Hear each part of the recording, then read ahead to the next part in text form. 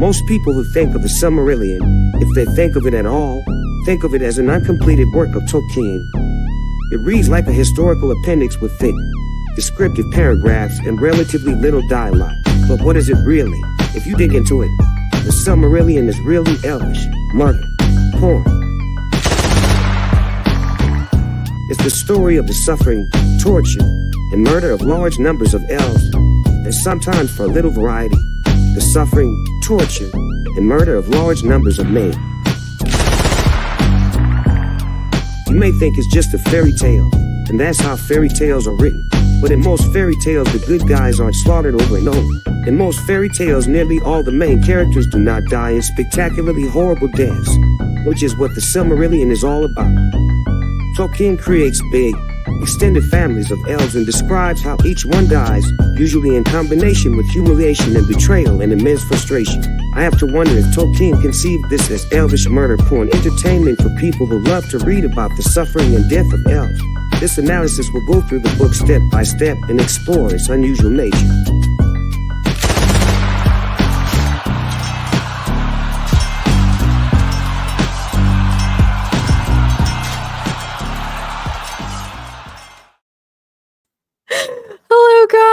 Welcome. Here it's Lady B. I know I've been using my book club one, but that was probably my favorite intro I've done for any of them. I had such a fun time making it.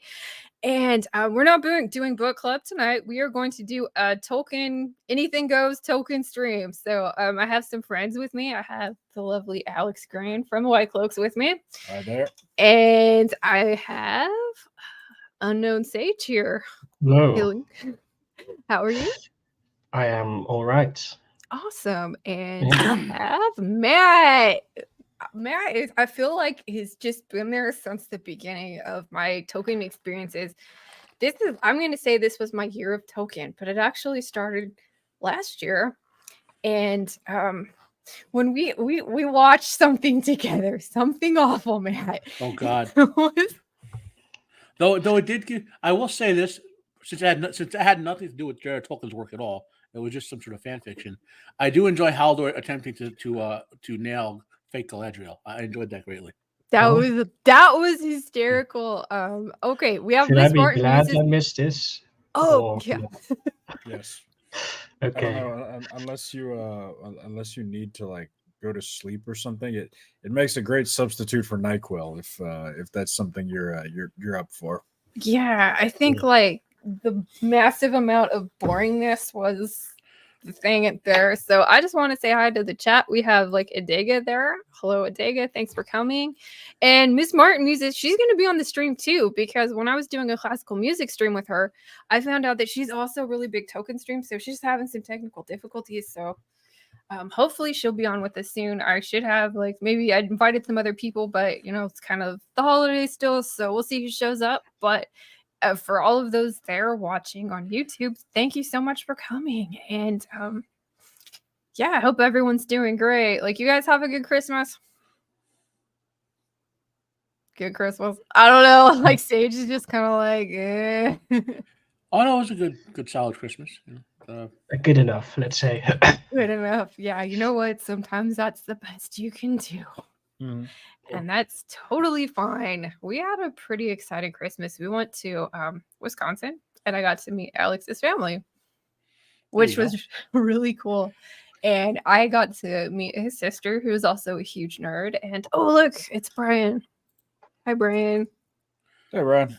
Good to see you. I hope you're doing well. And I got to meet Alex's sister, and she's also a big nerd. And I got to see something really cool. Now, Alex's dad was a huge Lord of the Rings nerd, and he actually has the second edition Lord of the Rings 3-book collection in the box. Damn. American or British? I'm pretty sure 99% sure it's American. Yeah. Yeah, it is very cool. Do you know the story of how your dad got them? I think my dad was reading it and was a fan when it really got big in America in the 60s. Well, I say that because, again, my timeline, the real world timeline is shaky, but the second edition, British edition, might be the version before Tolkien undid the edits the publisher made him do. Oh, Huh, okay. Like, yeah. So, because basically, That's when interesting. he put the Lord of the Rings out there, I actually went over this with someone in Discord recently. Like for reasons related to there being a paper shortage, the publishing industry being crap at the time, and Hey, uh, OPJ. the publisher, we want to break this up into multiple volumes, right? Even though we finished it, Yeah. and then they made him change some stuff. And excuse me, why do I get? Sorry. So after he changed the stuff, and then he got some feedback from his friends and Christopher, he was like, I have the clout now because it sold so massively. He had clout Yeah. then. He's like, I'm going to fix all this, and that's why the Silmarillion was never completed because he worked on that. And then Yeah. I want to say that the first couple of editions in England or Britain, or whatever you want to call it, by that publisher, were the original version that was published, and somewhere after the second or third edition there was when the corrected version, which is the version we have today, versions are almost all the corrected version. I think maybe the first American might, I'd have to check on it. The timeline's fuzzy. I just don't. I care enough to know about, but not enough to go up and say, well, on January 2nd, 1959, this happened. I don't care that much. Yeah. Yeah, but if you do have it, it'd be interesting thing if you're that deep into it to compare that to what was changed afterwards as a personal sort of. That stuff fascinates me. That is really interesting. Like when I read the segue for you. I decided to buy this, which you may have seen if you did my live stream, right? Oh yeah, yeah. We have another country. Yeah. So yeah. this is What's up, guys? Hey, Hi, Feanor. Hello. Okay, so I just want to say hi to Feanor here. He's been doing book club with me and Miss Martin Muses. Good evening, you guys, and welcome. Hello. hey guys. Glad to be here and glad my computer, which I was cursing at the past 15 minutes, is working now. That is That's awesome. good. Yeah, really glad to have you here. So, Yay. yeah, so the Fall of Numenor. How is that book? So this is a collection of everything Tolkien ever wrote on the Second Age in one place. And the reason I got this, of course, my copies of the History of Middle-earth died in the Great Flood before I moved here. And I wanted to reread that stuff. But I have Unfinished Tales. I've read that like 2 times in the last couple of years. I haven't read the History of Middle-earth stuff in years. So I said, let me grab this because this was edited while Christopher was still alive, and by another guy. And it's a big timeline with all the details explain what happened every year using all the sources to Tolkien and only his sources, meaning no interpretations, no diversity in Tolkien that he didn't know about type of stuff. There's. So that I'm going to go through this probably in the new year, like January sometime. It looks small, but this book weighs like this. This book weighs more than this book. Oh, See- you have Father Christmas letters? My little brother gave this to me for Christmas. Oh, See- it's so good. Oh, that's awesome. Yeah. See, I'm told by Rings of Power fans that there's absolutely no text on the Second Age. No. So Yeah, Tolkien didn't leave us This is anything. full We of- he just didn't had leave us to anything. Yeah, All exactly. these blank pages in there. connect the dots with the stars in the sky. Breadcrumbs, like a few old And- rooms. And you, Fenor, over there, you sent me. You attracted a whole bunch of what I call fake Tolkien fans in one of your tweets this week. Mhm. The whole Galadriel magic thing. The literal quote from Galadriel saying she doesn't use magic, which apparently the person never bothered reading in the book. Yeah. I mean, I had to stop because I was getting angry at my own computer. I had to just stop. Wait. Remind me again. I deal with people all the time on Twitter. You're gonna have Someone kept bringing up that Galadriel Galadriel has magic powers and all that. And I'm like, no, she doesn't.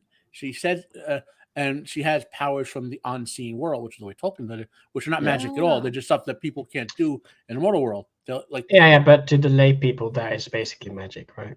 well, Galadriel herself says no. She says magic is. I'm paraphrasing. It's from the Mirror Galadriel. Magic is something Sauron invented to deceive the mortal races.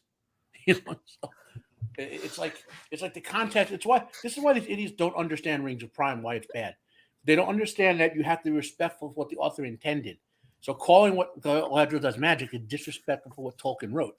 Just like having Galadriel act like Xena disrespects what Tolkien wrote. Well, I believe though, Xena is occasionally nice.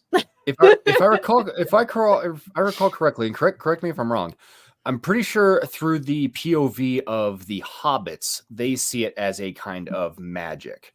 Yeah. But Yeah, what she well- says is Not necessarily how it works in universe like you're describing, but I'm talking from the POV of other characters who aren't elves.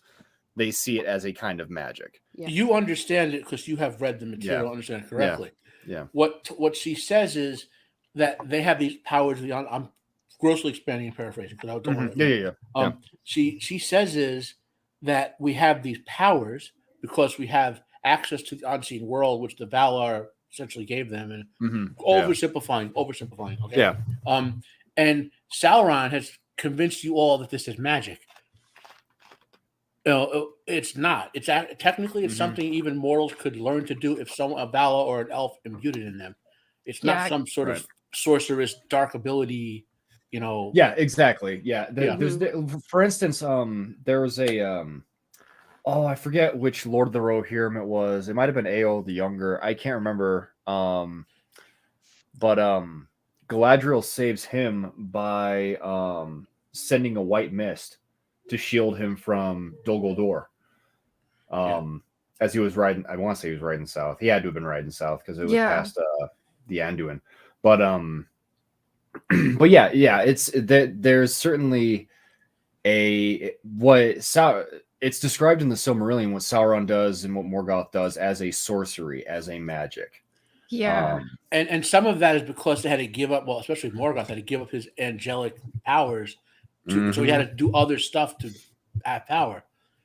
Like when Sauron has necromancers, he's not giving them power of the unseen world because that would expose them to the truth of Eru and the Valar. He's teaching them this foul sorceress stuff that he invented to, to keep them on the corrupt path. Yeah, well, exactly. letter one.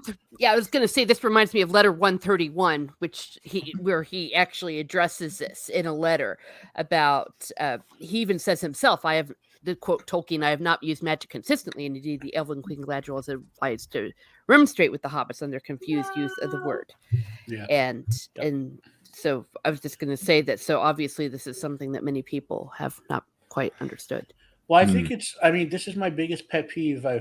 I get angry at these people now. I'm sorry that I hijacked this, but I blame you for that tweet. It's all your fault.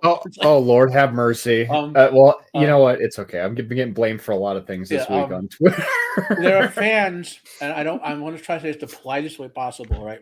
Yeah, they watch Peter Jackson's movies, which I respect as very well done movies, especially the theatrical editions. I enjoy watching the theatrical editions.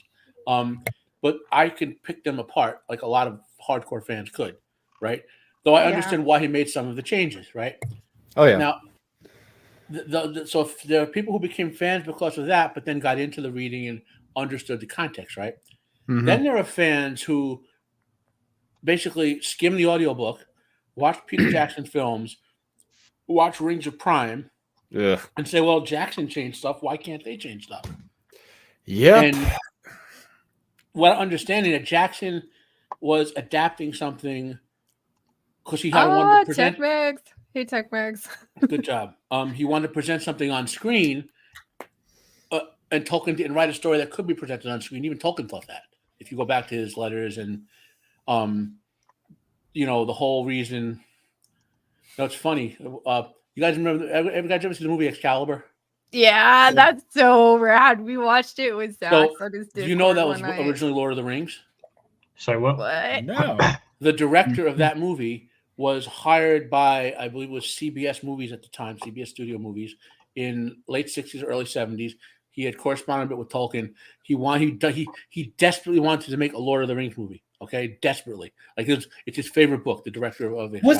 Well, not to interrupt, but wasn't his one the script that was completely batshit insane? I don't. Again, oh yeah, that's that it weird. could be.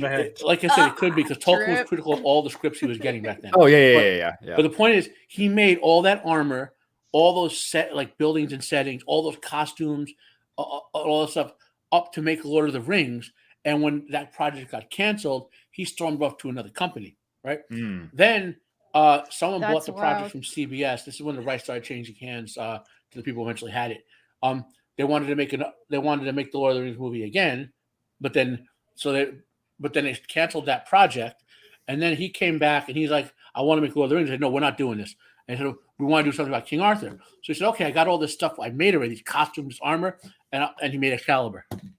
That movie yeah. is so crazy. That's like straight up like early 80s fantasy. There's Well, tits. There's like have you read the source though? Have you read like I Lamont the haven't. Arthur, Idols of the King, and all that period? Welcome, piece for Conroy Arthur? Riker. Good to see you. You should. You'd enjoy the Arthurian legend. I think Yeah, that's good definitely stuff. like a Yeah. period of English literature that I never got really into just because when I was in college, I did like English as kind of an umbrella, but you kind of had to pick one, and I ended up doing American English literature, and it was pretty fun. I mean, we got to read some really contemporary stuff, which is kind of unusual for college, but I did miss out on some of the stuff like that. So I definitely want to go back.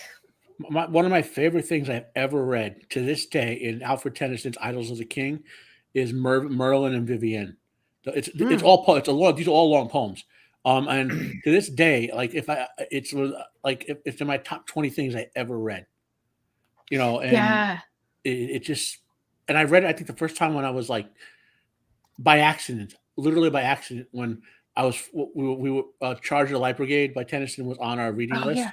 And well, when I was a little kid, it was kind of boring, right? Yeah, you're not like really into like epic literature. But then I went to the bookshelf. I was like, wait a minute, Idols of the King. And I saw like a picture of King Arthur, and I knew who King Arthur was. Like, hey, King Arthur. And Let's go. Yeah, and so I read that by accident, and that was that. After that, and then what else? What did I read? I read Mary Stewart's quadrology. About Arthur and then Modred. The last book was Lick of Day. The 3 books about Merlin, Crystal Cave. The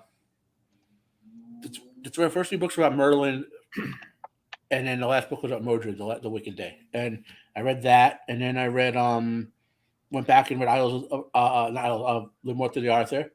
Then I saw The Sword and the Stone. Found out it was based on T.H. White's book, The Once and Future King. Yeah.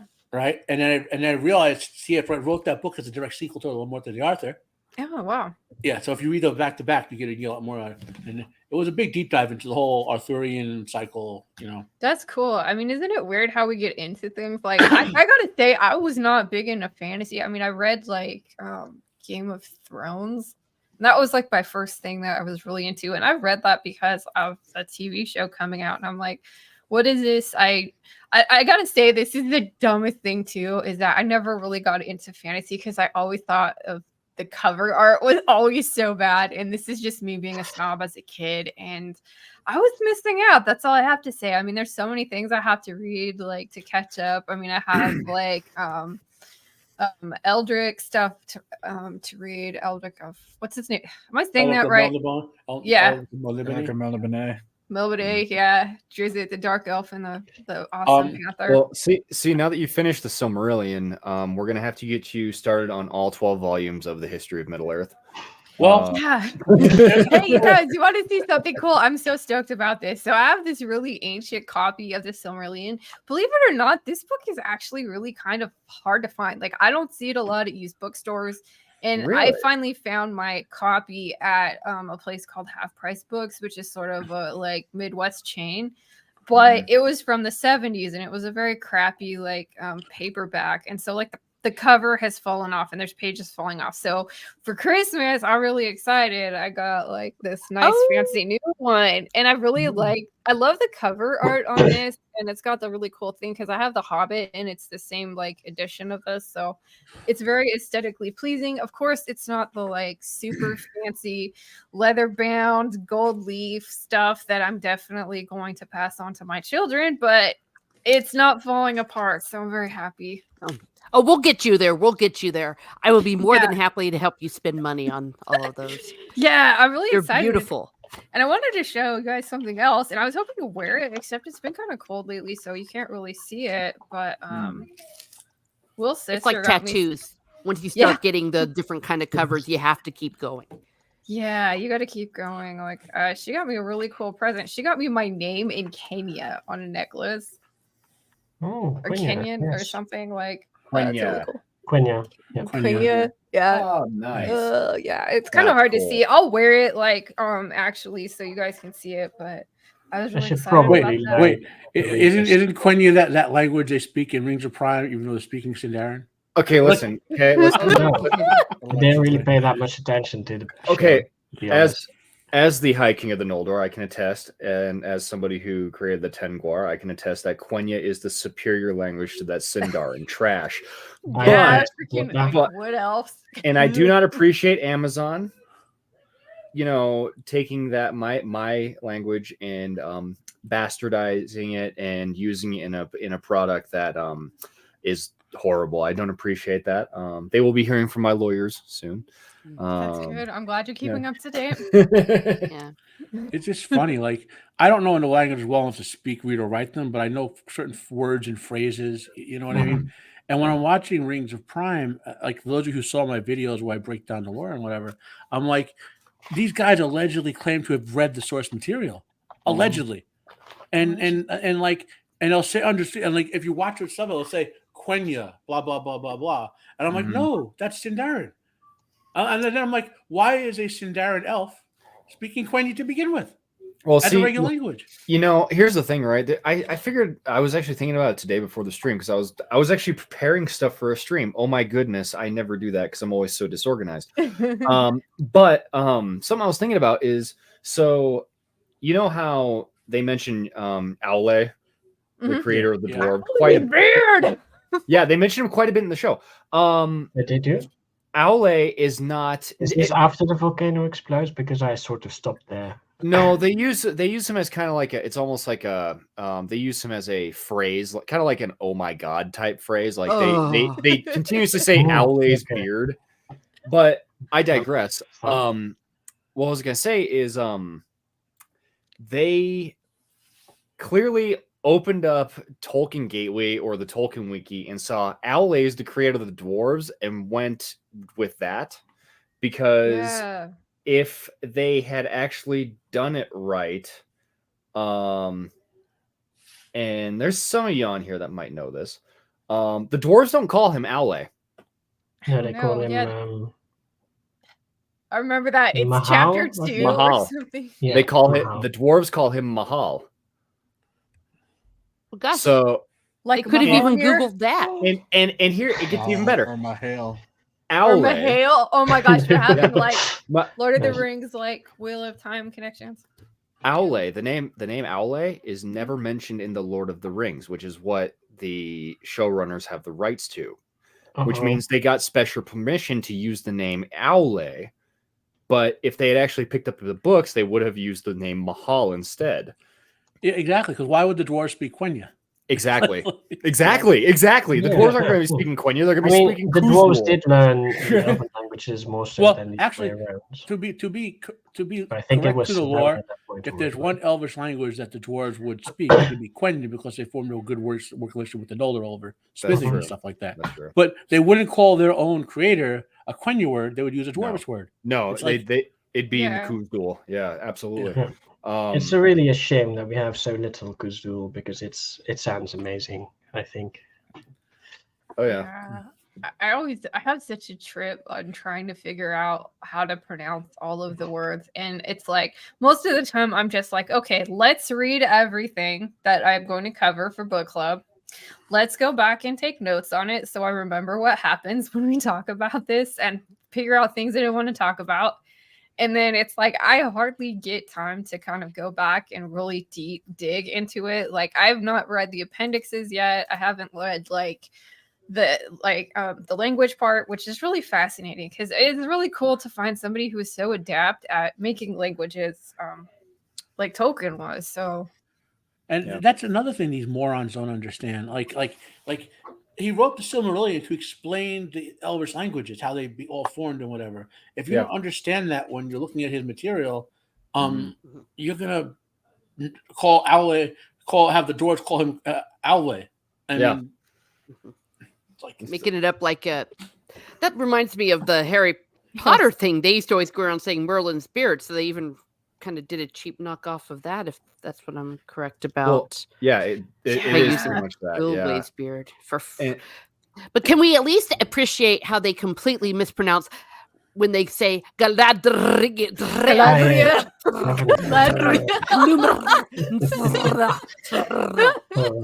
Sorry, I feel like I just started speaking in tongues. Hey, Copa. Yeah, no, that was painful to listen to. That's true. Sorry, my apologies. No, I mean That the show. kills me. It's like you destroyed the English language, or not English. Oh, gosh. It's not Spanish, okay? Exactly. Yeah. Right? Even Spanish people don't tolerate that. No, they don't. Yeah. And sincerely, my apologies, and Yeah. to Planet for what I just did. And The ancient Germanic languages were clearly they were full of rolling R's. That's all. Yes, I definitely. mean, there was a slight roll to some of it. That could be some, it could be accurate, but not overboard the way that they did it. And Right. oh, gosh, and of course, Yeah. don't. I won't do it to y'all. Don't start me on Sauron. They did oh, Sauron every boy. time I they keep said his saying name. him, guys. Sauron. I mean, my computer Sauron. screen is covered in spit I right have now. completely blanked this from my mind, but now it's back. What No, I think is it- amazing about this is how nobody at that production had a guy like Copa, whose only job was to sit there and just say, "This is stupid." Mhm. Like, this sounds stupid. Don't do Well, this. the thing is, Like, they all think this is good. That's Yeah. the worst of it. Yeah. Yeah. Like, And they're not even don't being let it come told. in and be like, You no know? more world building. That's it. Well, they had Tom Shippey to Well- tell them it was stupid. Well, and we know no, but what they the heck fired it did him. to right? him. So, Yeah, until they kicked him to the curb. But Yeah. Well, But because no, they I- thought what he said was stupid. These morons legitimately think this is good. so I- well, you know what's funny is so I don't know if he's still in the chat. Nerdporial and I and a couple other people in my Discord, we were watching Jet Li's Hero. Oh, yeah, Nerdporial yeah. hadn't seen it Don't before. think you- I think we And- were like at Christmas and- still when you did that. And afterwards, we were having a conversation. I was like, "Hey guys, did you saw the wonderful choreography that was in this movie, like with all the fight sequences and how beautifully it was shot and all this?" And they're like, "Yeah." And I was like, "Okay, now I want you guys to think about Stab, Twist, Gut, and that Okay. entire sequence with Galadriel on Numenor. Oh my god. Sorry, Galadriel on Yeah. Numenor." And what in the hell happened to choreography? Is it like dead as like a profession, as an art? probably. I don't get it. in It's American cinema, it is. Yeah. In American Yeah. cinema, the Well- problem is they have no expectations for actors being able to do any kind of physical acting. Well- So it creates what you saw. I don't want to be Yeah. critical of stuntmen, okay? But there's something called a combat choreographer, right? Yeah, And, I've known a couple guys like that. And Yeah. you want to bring guys like that in to sort of help train the actors and stuntmen and to look proper for the role they're doing and all that. Mhm. But a lot of times they won't even hire a guy like that anymore. The stuntmen will go, "We could do this," and of course they all know like Brazilian Jiu-Jitsu or something. So everyone starts doing like arm bars all over the place, Yeah. and or they know how to like like do fencing with the knee, and so everyone starts jabbing everyone. It's like So I'm not going to say I don't want to be positive to Rings of Prime or Wheel of Prime, but there's a lot of that stuntman choreography. If you watch how they fight, when it's like what the stuntman knew how to do more than you know what I mean. Yeah, I know what you but mean. I mean, in defense of those guys, you talk about everybody doing BJJ arm bars. What Right. else is a 95-pound girl going to do when Well, you know? you say that though, but here's another thing, right? That sequence that scene with Galadriel where she's beating up all of the Numenorians and it's just so gross. That scene was filmed in a day. One day. They did all their shooting, said that's a wrap. We're just gonna find our favorite cut and move on. The chess fight sequence in Hero, they spent 21 days filming that. It's a 6-minute sequence. 6-minute sword fight. 21 days because they wanted to get it as perfect as possible. The fact of the matter is that the folks over at Amazon Studios, the people that were in creation or in charge of creating this show, they did not care about putting out a quality product, a product that was respectful for Tolkien, anything of the sort. They thought they could coast by on Lord of the Rings as the name of an IP. They did Yeah. not care about. They figured, you know what? We're just gonna slap that on there, and it's gonna make us money, and it didn't work.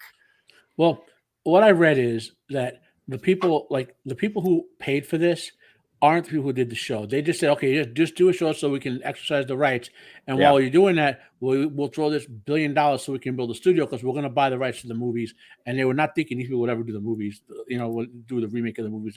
But then Amazon, of course, didn't get the rights to the movies. So now it's a big loss, It's a massive loss. And if you notice, so prior to season 1, they had advertising out the wazoo. I mean, we had Vanity Fair covers and posters and everything. They have not.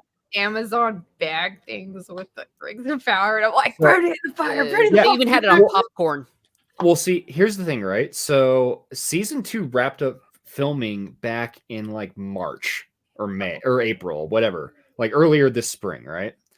And let me just go to the Lord of the Rings on Prime official Twitter page. They have not shared anything, like their own posts, since the 12th of July.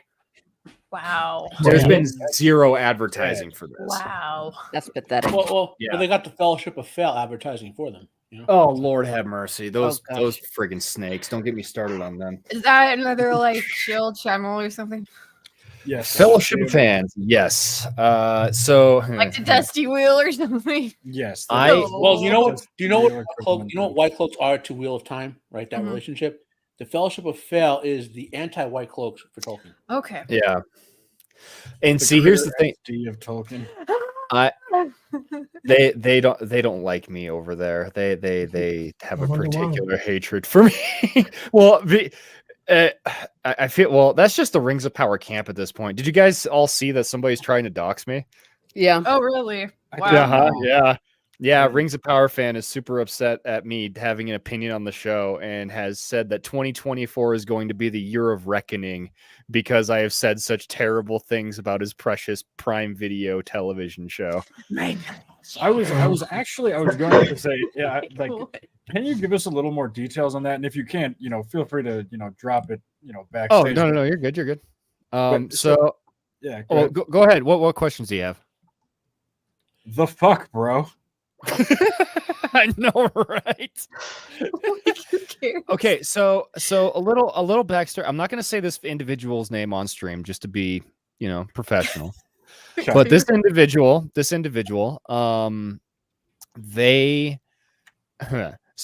have a history of behavior like this. They where to begin?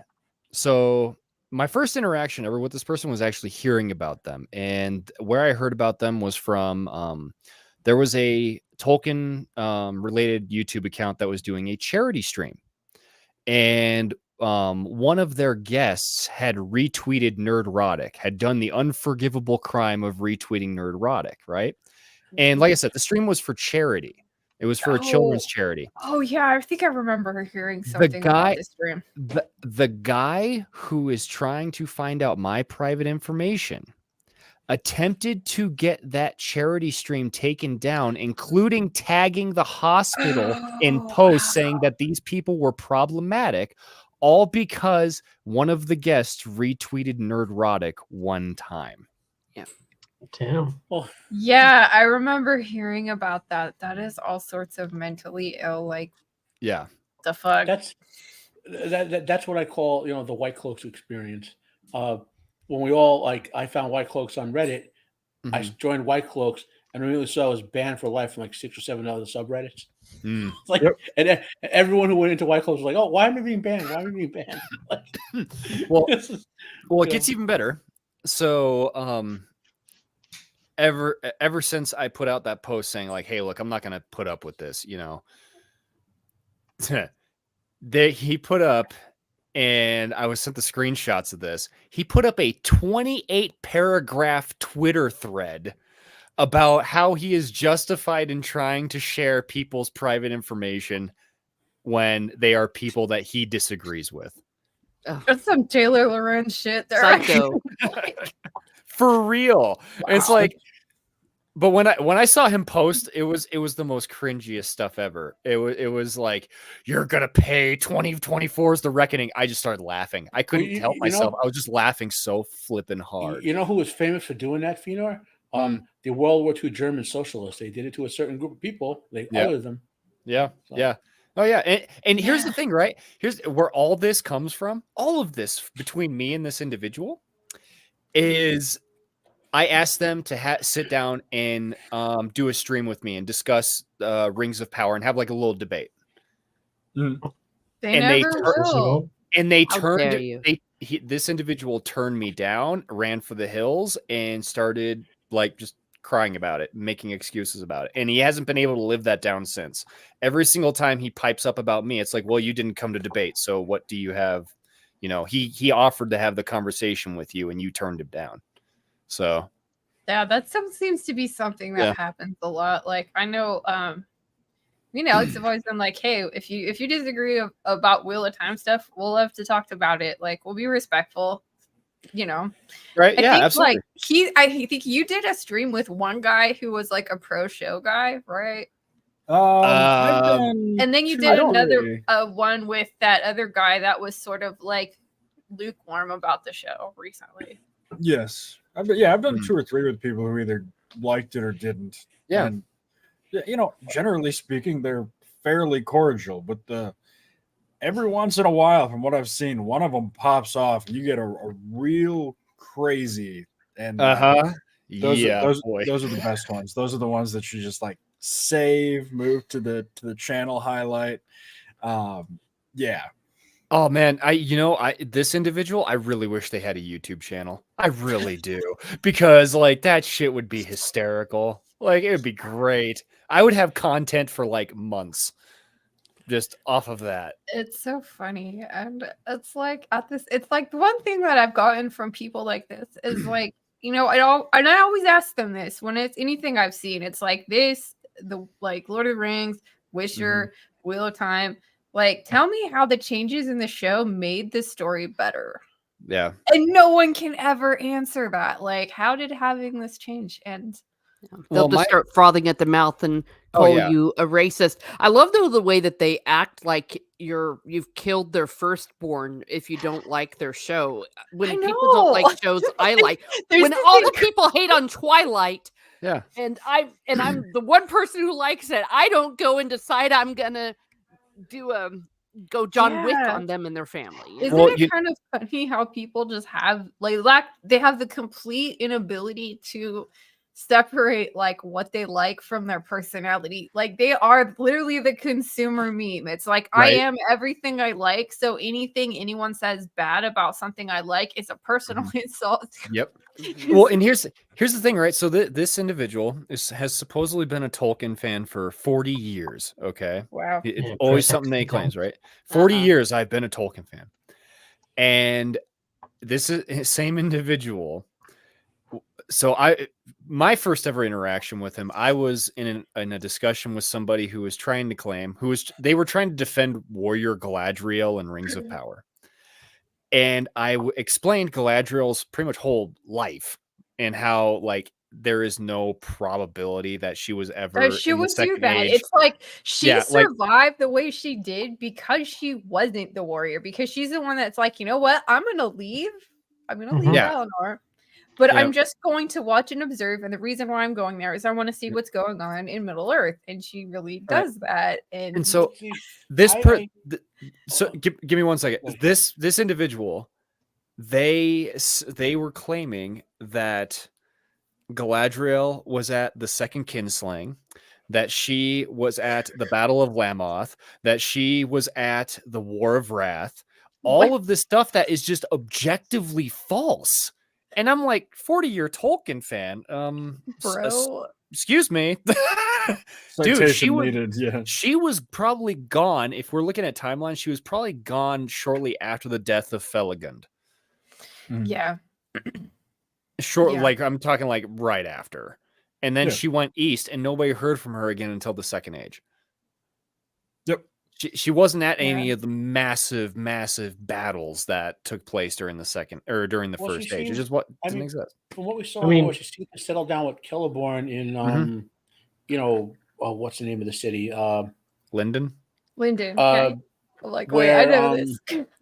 where she wound up, where Melian was. Yeah, Oh, she and was- in Doriath. Doriath. Doriath, yeah. Mhm. She settled down with Celeborn there for a while, Mhm. because she had a small amount of Noldor followers compared to everyone else, Yeah. and seemed to sort of be working towards something that Tolkien never went into detail on. And then she shows up for the first time, really, in the Third Age when she sensed something evil expanding and began to organize Eregion. Yeah. Celeborn went around doing that. So that doesn't mean that she wasn't somehow active. She wasn't sitting on a tree stump going. No, I agree. 500 I agree with years. that. But she You know. wasn't a swashbuckling sword maiden No. that was tearing orcs in half. Like it's No. not that never happened. And it's even arguable to her to some extent how she fought, because she did fight in one time. It was the first kinslaying. Her impact was very minimal. A ton of Teleri still got killed anyway. Yeah, they were late, and they God fought. bless Eru bless the Noldor. Ring We of did the Terror. righteous thing. I digress. But no, the There would be two other times when she was in a fight. Okay, the White Council going to Dol Guldur, and the one very obvious example, which is how Galadriel fights. In the War of the Ring, Celeborn and Har went out with the armies from Lothlorien. He defeated all the people defending Dol Guldur. Then she walked up to it and ripped it apart with her mind. ripped it apart. Yeah, down to the roots. Yeah, Okay? she did a Luthien on Tol Sirian. You're right. Yeah, with magic, right?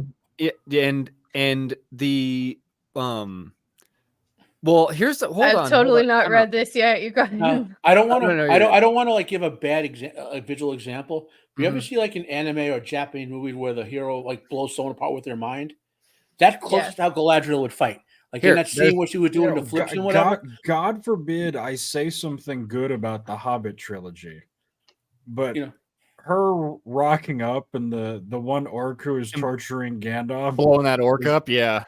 Like that was when I was like, damn, okay, you got it, nicely done, boys. That is how honestly, that's how a lot of the older Noldor could do when they just look at weak people. I know people forget that those people, those elves, they had seen the light of the trees. Okay, like these are not just your garden variety elves. Like,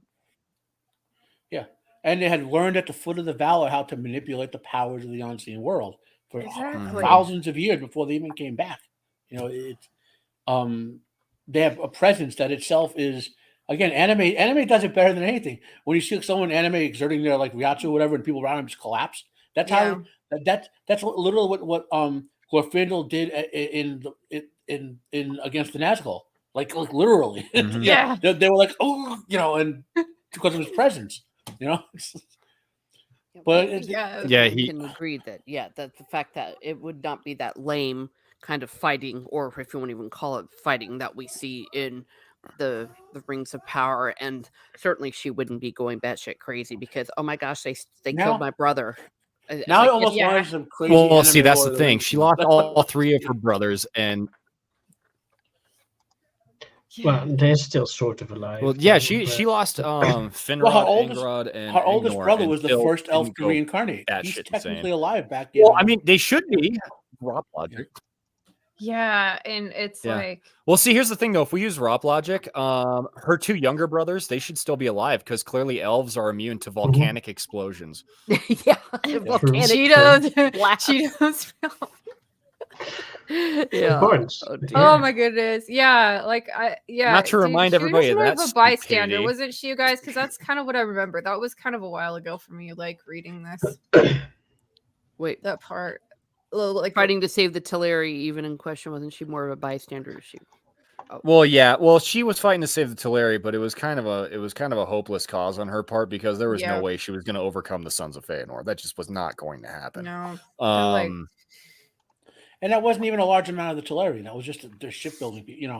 I mean, those scumbags who wouldn't give us the boats. Yeah, absolutely. I totally agree. That was a fun book stream. That was the one where I'm like, you know what? I need to channel my inner sea elf, and sorry. Let's see if the Teleri were anything like the Sicilians, they would have given them the boats, and then what the boats was really sunk halfway out, halfway over.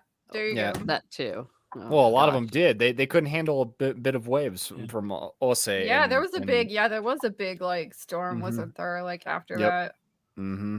Yeah, so you know what? Like we've all had our bad with the like stupid show. Like tell me, I want to go around and tell me how you got into the Lord of the Rings, and I'll start with Sage.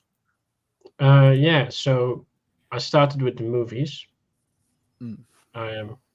Long ago when I was younger. And then at some point, I think my mom used to be a fan of the Lord of the Rings as well, and she had the books and lent them to me. They're falling apart right now, probably. So, yeah, I read those, and that's actually how I got into fantasy as a genre. So, Awesome.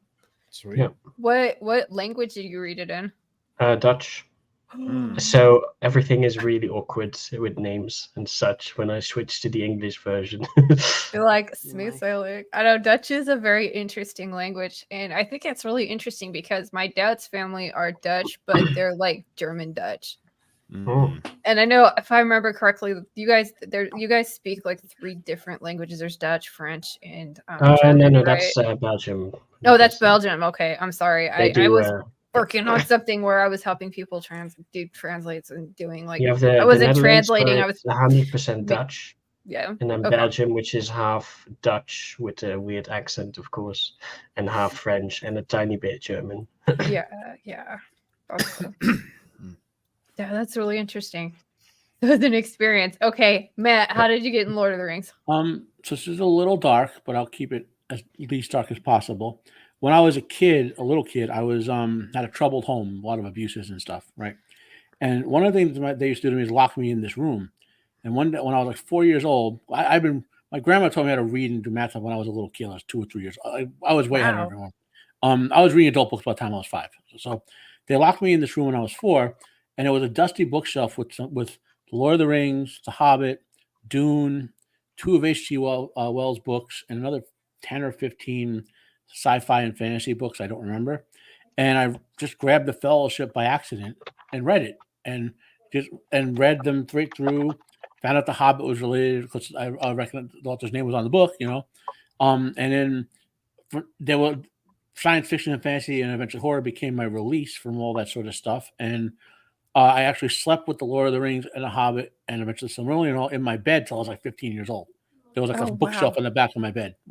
That is so cool. I would I mean, not cool because not the bad parts, but it's cool that Yeah. you were able to find something that like helped you get through the Yeah, situation. like to this day, I can't do this with a lot of books, although I have great memory. I can pick up Tolkien's books plus Dune, couple, and maybe another 10 or 12 books, and just anywhere I read them, I could just open it up and not have to even think about what came before. I would just know it. Like how much I stopped counting Lord of the Rings over 150 times by the time I was 20. Wow, I would that's just amazing. read it and reread. Like I'd be reading other books and then just pick it up and read, and then like I was constantly reading a Lord of the Rings, The Hobbit, Silmarillion. Eventually, I found the other works, Unfinished Tales and stuff like that. So that's kind of how I got into it.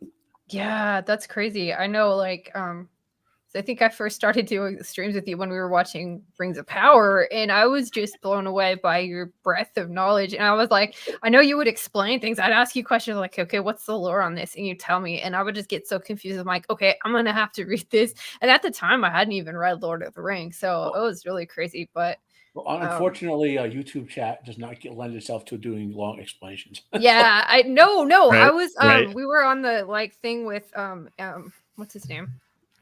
Renaissance nerd. Yeah, Renaissance nerd. Yeah, Adam. Yeah, Adam. There we go. I just blanked out. But yeah, I'd ask you questions and we were like watching it together. That was, and your explanations were so crazy. I'm like, okay, there's basically like years and years and years of like information behind this. So thank you for educating me about that and getting me to want to read that stuff too. So that's awesome. If you ever want to know how crazy the Rings of Power really is, I did a video where I did just a simple timeline with PowerPoint of the timeline Tolkien actually did, and to show how much they were compressing into their 5-season television show. Yeah, it's really interesting, and we'll go on to Feanor next, and then I have some questions about that. But like, go Feanor, go tell us how you got into Tolkien. So I was trying to say I was 10 years old. It was 2001, so when Fellowship of the Ring came out. Oh my god, it feels so old. And my dad, who's also a big J.R.R. Tolkien fan, said, "Son, before you watch the movies, you're going to read all the books, so you have a proper appreciation for that before you actually go and see the movies." I'll never stop thanking him for that, because like with a lot of people, when they've seen the movies first, I'm not gonna say all people, but a lot of people, when they see the movies first, it kind of like taints their imagination of what Middle Earth could be. It's not their own like imagination that's doing it. It's what Jackson put on screen. It's their imagination is now a derivative of that. Yeah, I know what you mean, because that was my experience. And so me being into like super duper like high fantasy like aesthetic, like I was like all like I had my own vision of what Middle Earth looked like, and the Jackson films, as well as they're made, didn't like kind of ruin that for me at all. Mhm. But yeah, I got started into Tolkien as a prerequisite to going and watching the movies, because I saw the trailers and I was like, this looks really cool, Dad. And then after that, I think I was 13 when I first picked up the Silmarillion, and then the Wow. Unfinished Tales, and then Book of Lost Tales Part 1 and 2. And then it's just I just started buying Tolkien stuff left, right, and center as much as I could from That's that point awesome. on. And I'm still buying stuff to this day, because a lot of stuff I have is I was actually talking about this on Twitter. I still have a few things that are on PDF, but I actually want the hard physical copy Oh, definitely. instead. So, but yeah, that's my origin story, for lack I of a better know. term. I definitely want to get like I saw this. I was just looking for a thumbnail for this stream, and I saw like illustration. There's a book that's just the illustrations of Tolkien, and I definitely want to get that book. It's so cool. My favorite, just real quick, before we move on to Miss Muses, there, if you want really good illustrations, kind of like how Matt's got it. then again, it's oh, How do those I are do pretty. this? Those are Let me gorgeous. see if I can remember. No. How do we do the like? Yeah. Do you know how to toggle somebody? No, that's the thing. I don't remember how to like. No. Oh, solo layout. Here we go. There we go. Oh, There we okay. go. Oh, I didn't realize that's what you were asking. Those are beautiful. I Those are so know. beautiful. I got totally like Tolkien illustration pilled reading like the Father Christmas letters, and that is so freaking awesome. Wow, those are cool. Yeah. So he did these for a calendar that kind of got published posthumously, if I recall correctly. Oh, that's so Yeah. pretty. The my favorite Tolkien artist is they're on Instagram and DeviantArt, oddly enough, but their name is Yidon Wan, and their stuff is incredible. It is so good. It takes more of like a high fantasy, like anime approach, I guess would be the best way to describe it. Yeah, I'm pretty sure I've seen it like just start in the intros. But the artwork is superb. So it's doing a quick plug here. YIDANYUAN, Yidon Wan. She's incredible. But anyway, that's enough about that. Yeah. There are more. By the way, right above my head on the couch, in the part where it looks like it's collapsing, is a tiny book.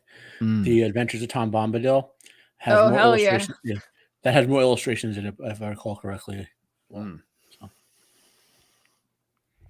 That's interesting.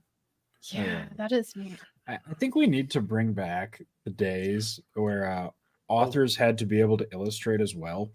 Like, I really want to see Brandon Sanderson have to illustrate Stormlight Archives. Like, Feedback. I feel like that would be a skill barrier that maybe we need to reintroduce to the world. Yeah, absolutely. There's one more out of print book for Tolkien. This is basically the second edition of it. Let me see. It's the music that Tolkien wrote. Oh wow, that's cool. Oh my god, Teresa, we need to get this. We need to like sing it like concert now. This guy down here, forgot his first name. The last name is Swan. Where is it? Oh wow. And if you look around eBay, this is second edition. If you find a third edition, which was published in the 90s, it has like one or two more songs. Wow, Cool. that's so cool. So, but it's out of print. But hunt down eBay, because Plus, you don't have to give Amazon even for the stuff that's still in print. You have to give Amazon the money. Right, exactly. Yeah, Well, exactly. and I'm sure that we can find images and things to mine. That is Well, so cool. if you have actual musical talent, unlike me, there's actually. Yeah, she does. I don't know if you guys caught it or not, but open it up. Oh, more cool move. You see how it's had actual? He does the notation and all that. Wow. So you could actually play these songs. Like Very cool. That is cool. I'm There you gonna. Well, Yeah. I posted. Oh, I posted up a poll today about because I got a $50 Barnes and Noble gift card I've just been sitting on, and I think I know what I'm going to use it on. Find Right. Yeah. So Teresa, how did you get into Lord of the Rings? Well, I think I'm older than all of ye. As a child in the 80s, my brother brought The Hobbit either from his school library. And so that was my first introduction as a child, and the cartoon, the Hobbit cartoon. Oh, Rankin and Bass. Oh, Dude, I yeah, well- found the illustrated book of that for The Hobbit, so I bought it definitely, and I'm looking forward to reading it. Yeah, well, I mean, it's cute, and if that's all you have, understand that was all we friggin' had. Okay, for most of my life, and well, at least my life up to then, I think. I get very frightened when I realized how many years it's been since the movies came out, and then got into the Lord of the Rings trilogy, and then that was when I really started to study it in my college years, as a scholar, and then we were minding our own business, and oh my gosh, there's going to be a mini series, so the rest is history. And of course, we just died when we saw the first trailer. Of course, as has been said previously, the trilogy wasn't necessarily perfection, and it can't be. Yeah. But that was definitely it. And then my adult life, where that's when I started giving speeches and stuff about it through the next few years or so. But so I started as a little girl, and then as a reader, and then as a scholar, and then I don't know. I kind of put a lot of it aside until I started up doing my book club. That was Yeah, definitely. where I know we I've went watched some of your lore videos too. They're good.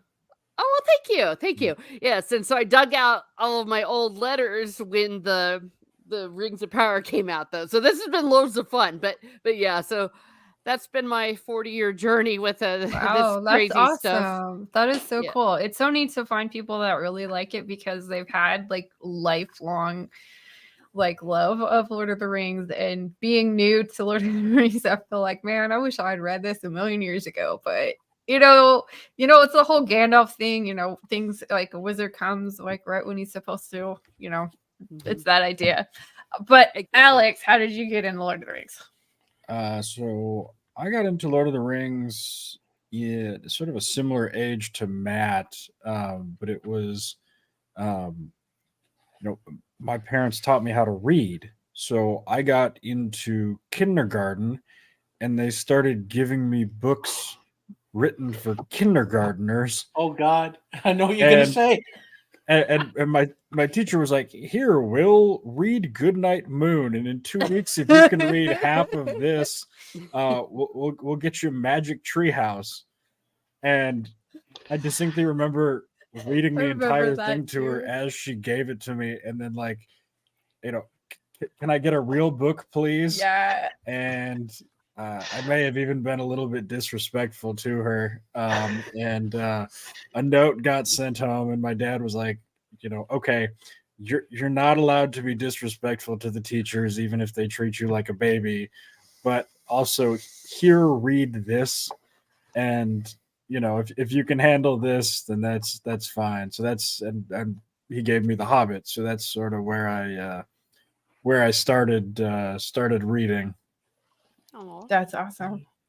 Those experiences, like kindergarten, when I would do the whole little kitty book that you color the picture red if the apple's in the picture, and I do the whole book, and she has to read to everyone else, and she goes, "Yeah, you don't know what you're not saying." I know. I finished this book, and I'd pull out an adult book and start reading while I did the rest. Yeah, I definitely had that experience too. I would get in trouble because I would bring books that weren't age appropriate to reading time, or I'd or I'd read in class when we were supposed to be doing another thing, and I'm like, I'm bored. Like, I think Right. it's reading time in second grade. I pulled out Shogun. yeah. Oh my god. Mm. Wow, I didn't get to those kind of books, so I was Yeah. like in fifth The grade. teacher Yeah, was like, yeah. "What?" She literally said, "What?" When she looked at, I was like, "What?" I said back. Oh yeah, so now we're back Yeah. like off of this topic.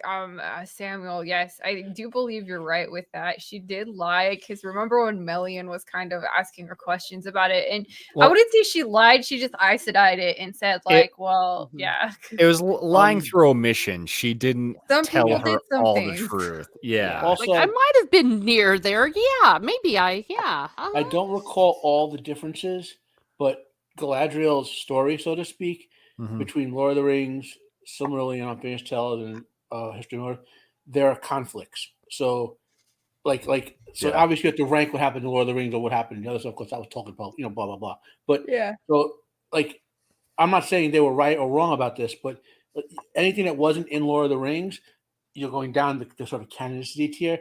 There are going to Yeah. be conflicts between some versions of it, because, like, as Christopher points out on Unfinished Tales, his father would just make outlines of stuff, timelines of stuff, fill in Yeah. details, and then combine them to make the final text.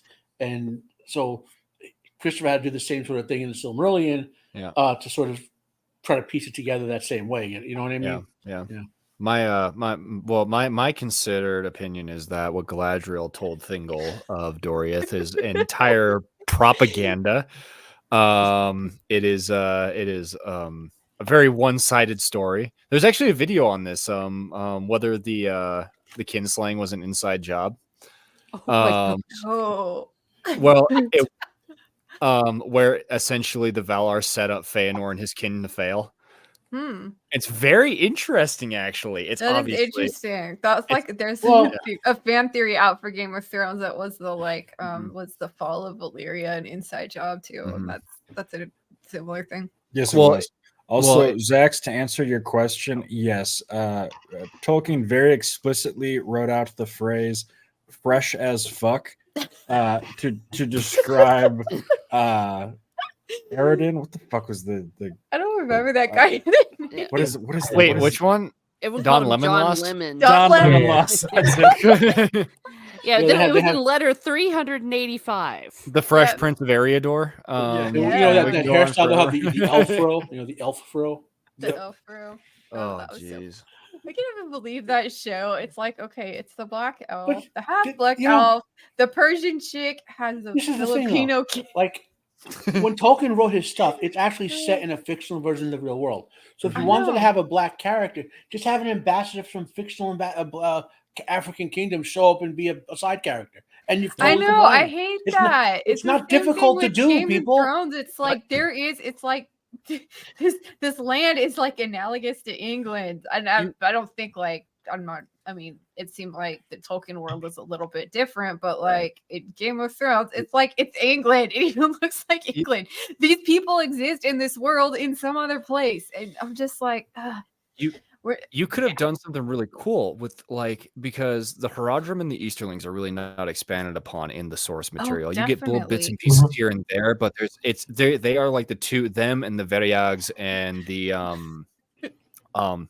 Corsairs, so on, so on, so on. Yeah. There's a lot of cultures, dare I say, cultures of color that really aren't, expanded upon. And so you as a writing team, you have an opportunity to expand these cultures, but instead you want to, for lack of a better term, color wash everything that was already established. And it just comes across as very, very Cringy, horrible, patronizing. disrespectful. fake. Yeah, but Yeah, see, definitely The patriarchal. Haradrim are the bad guys, so they can't be black.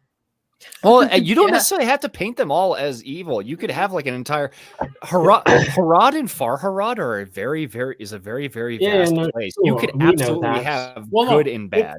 If you Well, look at the don't forget map, what right? my boyfriend They Faramir don't said. do such. So, Go ahead. Faramir love.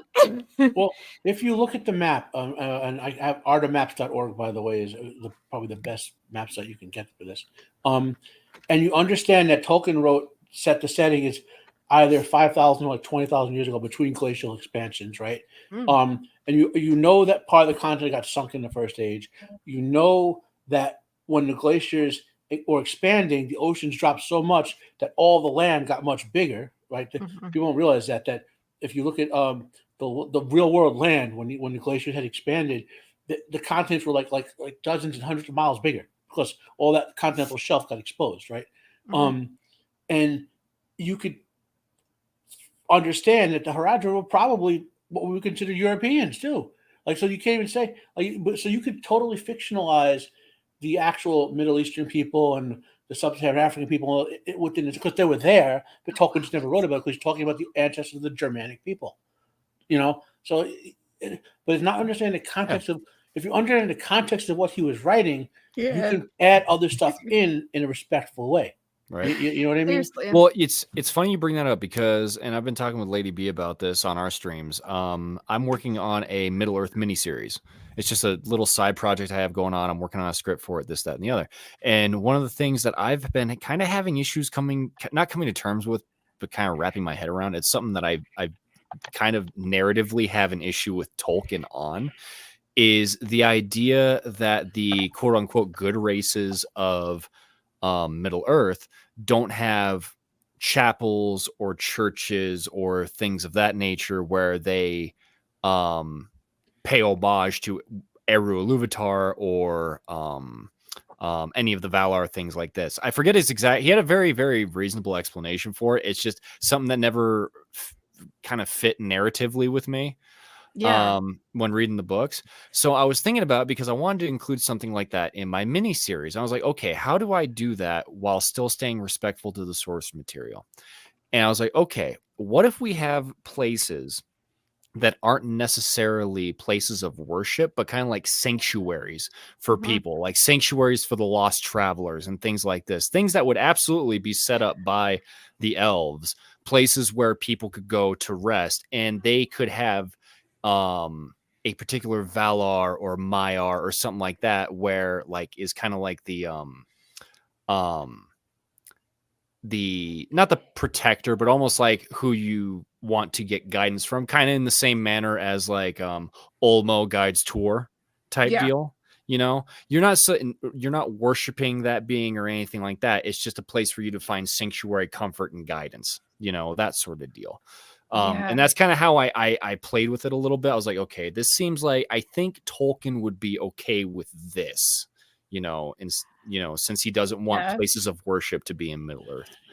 So, because the one place of worship he mentioned was in Numenor, and it was the Temple of Morgoth, where they were sacrificing. Yeah, people. that's funny. So. We're looking it up. It became to like letter 165, where Tolkien says, the only criticism that annoyed me was one that it, quote, contained no religion and no women. But that does not matter. It's not true anyway. It is a monotheistic world of natural theology. The odd fact that there are no churches, temples, or religious rites and ceremonies is simply part of the historical climate depicted. It will be sufficiently explained if, as now seems likely, the Silmarillion and other legends of the first and second ages are published. First of all, also outstandingly based. But he gave 0. Right. Secondly, I do love the one of the explanations that I've always heard is like, it's weird to build a statue or a temple to somebody that like Galadriel knew. Like, it's weird to build something like that if like, in elf terms, you talked with them last Tuesday. Like, so that's kind of always helped me with that accusation that it's unrealistic that that doesn't exist. Well, I don't know how you feel about that, how you square that one. Well, my whole problem with it is but I will always be respectful for Tolkien first and foremost. But my issue with it was you have scenarios in the books, whether it be in the Silmarillion or the Lord of the Rings, where you have characters that are calling out to the Valar as if they are deities. You have you have Fingon when he's trying to save Mithros, who's calling out to Manwë for aid. You have Frodo who calls out to Elbereth when the Witch King and the Nazgul show up. You know, like you have these situations where they are calling out to these beings for assistance in the same manner that you would call out to a god, or, you know, sometimes to a patron saint, since Tolkien was a Catholic, or to an angel, things like that. So it never made much sense to me. It's like, okay, you have all of this kind of like, to use modern terminology, I apologize, but religious subtext there. But there aren't any places of worship. That just doesn't really make much sense to me. I agree with that, because it's like, it's especially because it talks about the ages of men, and they talk about the Numenorians, and they had kind of forgotten like to at least the reverence of Ariel, and nobody goes to the sanctuary, because it was actually like a sanctuary there, right? Like they built something at the middle of the island. Yeah. Well, and from what I understand, you're talking about in-world reasons, because we know there were extra world reasons, which was just Tolkien was like, "Hey, just not gonna do it. I'm just too Catholic. I just can't handle it. But so I'm not gonna do it." It's not just to do with Catholics, though. The culture he based it on, the Proto-Germanic culture of which Norse and Scandinavia was surviving examples of. There's only one surviving temple from that time period. I think it's in Finland, and that culture does not seem to be one that built a lot of temples and churches to begin with. Yeah. You know, there'll be a totems like shrines and a lot of where they got the skaldic poetry was from graves. Okay, but they didn't build like the Romans built temples everywhere. The Greeks built temples everywhere. You know, well, that's true too. But he even said himself, of course. No, sure, I'm not disagreeing. I'm just saying he was being accurate to the research as well. The thing I shared, Lady B, you might have seen this before. The Artimaps here. Let me add it back up. Okay. This is cool. I didn't know this existed. We were just looking at it because Will has. I'm sitting where we usually do our White Cloak stream, because it's just too hard to try to do too. But he has like dual monitors, so we had it up, and it was like, dang, that is so freaking cool. I need to start looking at this again. I wish the people would continue to work on it. They stopped around 2015, 2016. But just an example, like if you go, for example, in the Second Age map, it runs on top of a Google Maps API. You can drag it around, type of thing. You can zoom in. If you zoom in far enough, you'll start to see stuff appear. Well, here's Austin Edhill, which is Celebrimbor City. You know, and Second Age there ain't much there, right? So if you go back out, one more. Let's go to the Third Age, Artimaps, Third Age, and you go into the same place, right? Mm-hmm. You keep zooming in, you'll start seeing stuff appear. That is really cool. I'm very excited about this. I'm gonna have to do it again, because I just have my little like crappy paperback thing, and I think if you look. Now this is the Third Age. You see, this is basically the coast of Europe where hey, there's Tol Morwen. Oh, the little island, right? The tiny little speck right there. Yep. Yeah, we were looking that up the last time, but I was very I didn't want to go looking into stuff when I was doing the book club, because I was just like, this is just a fresh read. I've never read anything before. Yeah, it's a cool resource, like to show people distances and things like that. But I'm definitely going to go back and look at this and do like some more research into things, because now I'm like, okay, I'm not going to let I've read it. I can like start looking at what other people say. But where's Australia? Serious. Is that too random for this? You know what I love about the Tolkien world? It's that it just started straight out like flat Earth. Like this is just flat Earth. Well, that's it. If you go back to the First Age, I'll show. First Age is just straight up flat Earth. This is when it was still flat, right? And it was still flat until the sinking of Numenor, basically. And, you know, and this is before Beleriand sunk, by the way. You know, maybe the diamond over there is Australia. Yeah. Well, you can see this is Africa clearly, so the Darkland must be Australia, right? So that was really cool. I thought that was very, very interesting about that, and now, especially something to bring up for debate real quick is the inland sea of Helkar. This is a widely debated topic about whether or not not necessarily its existence, but as far as its size and scale. And because that little green patch that's right next to it, that's where Cuivinnen that's is, where Cuivinnen. where the elves awoke. But Oh, okay. there's debate as to whether the Sea of Rune is actually the Sea of Helkar, because the maps have been altered over the course of the past like 30, 40 years. So there's some debate about the inland Sea of Helkar. Well, Christopher always wanted his father to change the Oh, maps. because dear. Christopher made a bunch of them. He was like, Dad, you make the maps, you know. But Tolkien was like, you made it. It's a good map. We'll keep it, you know. Like, Yeah, it was really cool, like seeing the second edition maps. Because like his sister pointed out, like they're a little bit wonky, but it's just cool to see how they changed. Because I was like, okay, this is definitely not the map I remember, but man, that is really cool. Doesn't have a book jacket anymore, but this is my first American edition of the Silmarillion, right? Which I inherited, and this is the map. Open up without ripping. It's so old; it's like very fragile. You know? Oh yeah, definitely. But fine. Oh, be careful. That's what I'm holding where my thumb. That's why it's upside down. I'm holding it. It's like he rips. Okay. Wow. Oh, I've actually, seen that map. Oh, that's very cool. Yeah. Christopher made this map. I can't flip it without risking ripping one. Yeah, There don't. he is. Yeah. This rip, although historically, I'm going to hold it so you can see it now. This rip started when my uncle bought the book in the 1970s. Wow. Yeah. Mm. Wow. That's Oh, really goodness. cool. You have so many awesome books. Yeah. I think it's wild. Can you imagine the conversations that were happening? Like, I suppose you don't really have to imagine. We have some of the letters that took place between Christopher and his father. Where Christopher's like, "Yeah, so I'm hanging out in South Africa, flying flight sorties with the RAF.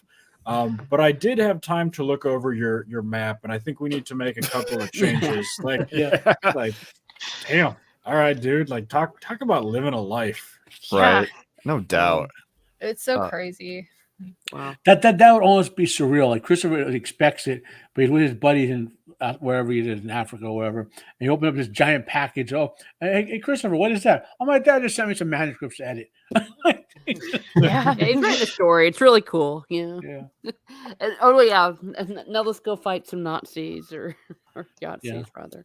Yeah, that's interesting. Like I always think it's just crazy to think about like their life and stuff. Like that was one thing I got from reading the Father Christmas stories. Like definitely when the war starts, like the letters he starts writing take a really dark turn. Like have you read those, Matt, yet?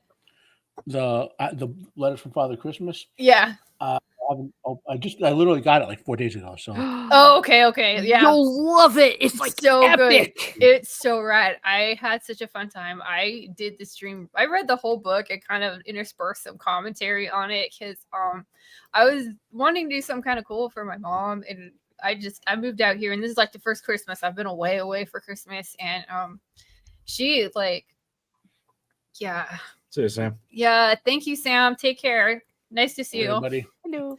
It was an epic polar bear. Yeah, the North Polar Bear. The North Star Polar Bear. Yeah, the North Polar Bear. Sorry. North Pole, yeah. The North Polar Bear. But like, can we talk about the freaking like genocide of the goblins? Like, the goblins had it coming. I mean, they totally did. But man, I'm like, oh my gosh, I'm like writing like stories to my kid for my kids, and I'm like, there's wars with the goblins. Kind of reminded me of like those Santa's sleigh or the night the reindeer died from Scrooged. Oh my god! Yeah, they're great stories, and Matt, you will love the illustrations because it's like you can see a lot of sort of Lord of the Rings stuff in there, and I really like the book because it was such a sweet thing to see how his relationship as a father to his kids. The book I mentioned over here, the Adventures of Tom Bombadil. Yeah, Tom Bombadil was a kid's teddy bear, and can you imagine having a dad? Yeah, well, not a teddy bear, but a doll. But can you imagine having a dad who's so creative that he can make up all these stories, and they're full blown stories about this toy they have. You know what I mean? Yeah. And just on the fly, like I mean, like I'm trying to think. When I never had a dad, but like when I had, like, let's say my grandma would tell me a story. Well, I can't say my grandma. My grandma got me into everything: comic books, movies, horror movies, whatever. But some adult who can tell you the story, make it up totally on the fly. Yep. And maybe one adult, maybe your mom does it once and gets a good story out of it. This dude made a whole book's worth of material. I Right, know. right. I love it so much. And- I am so looking forward to doing that for my kids.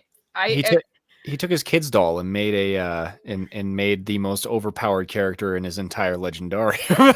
But doesn't that make sense? That makes no sense knowing it was a doll, because it's like Yeah. your doll. It has to protect you. It has to be above like good, bad, and evil. It has to be this thing that's like it's always going to protect it. You know, now that I know that, it makes the story of Tom Bombadil like make so much more sense. Like just what he Bombadil's is. so goofy. It's just like It I is love him as a goofy. character, but I It really kinda want to doesn't talk to fit in the Tolkien. story.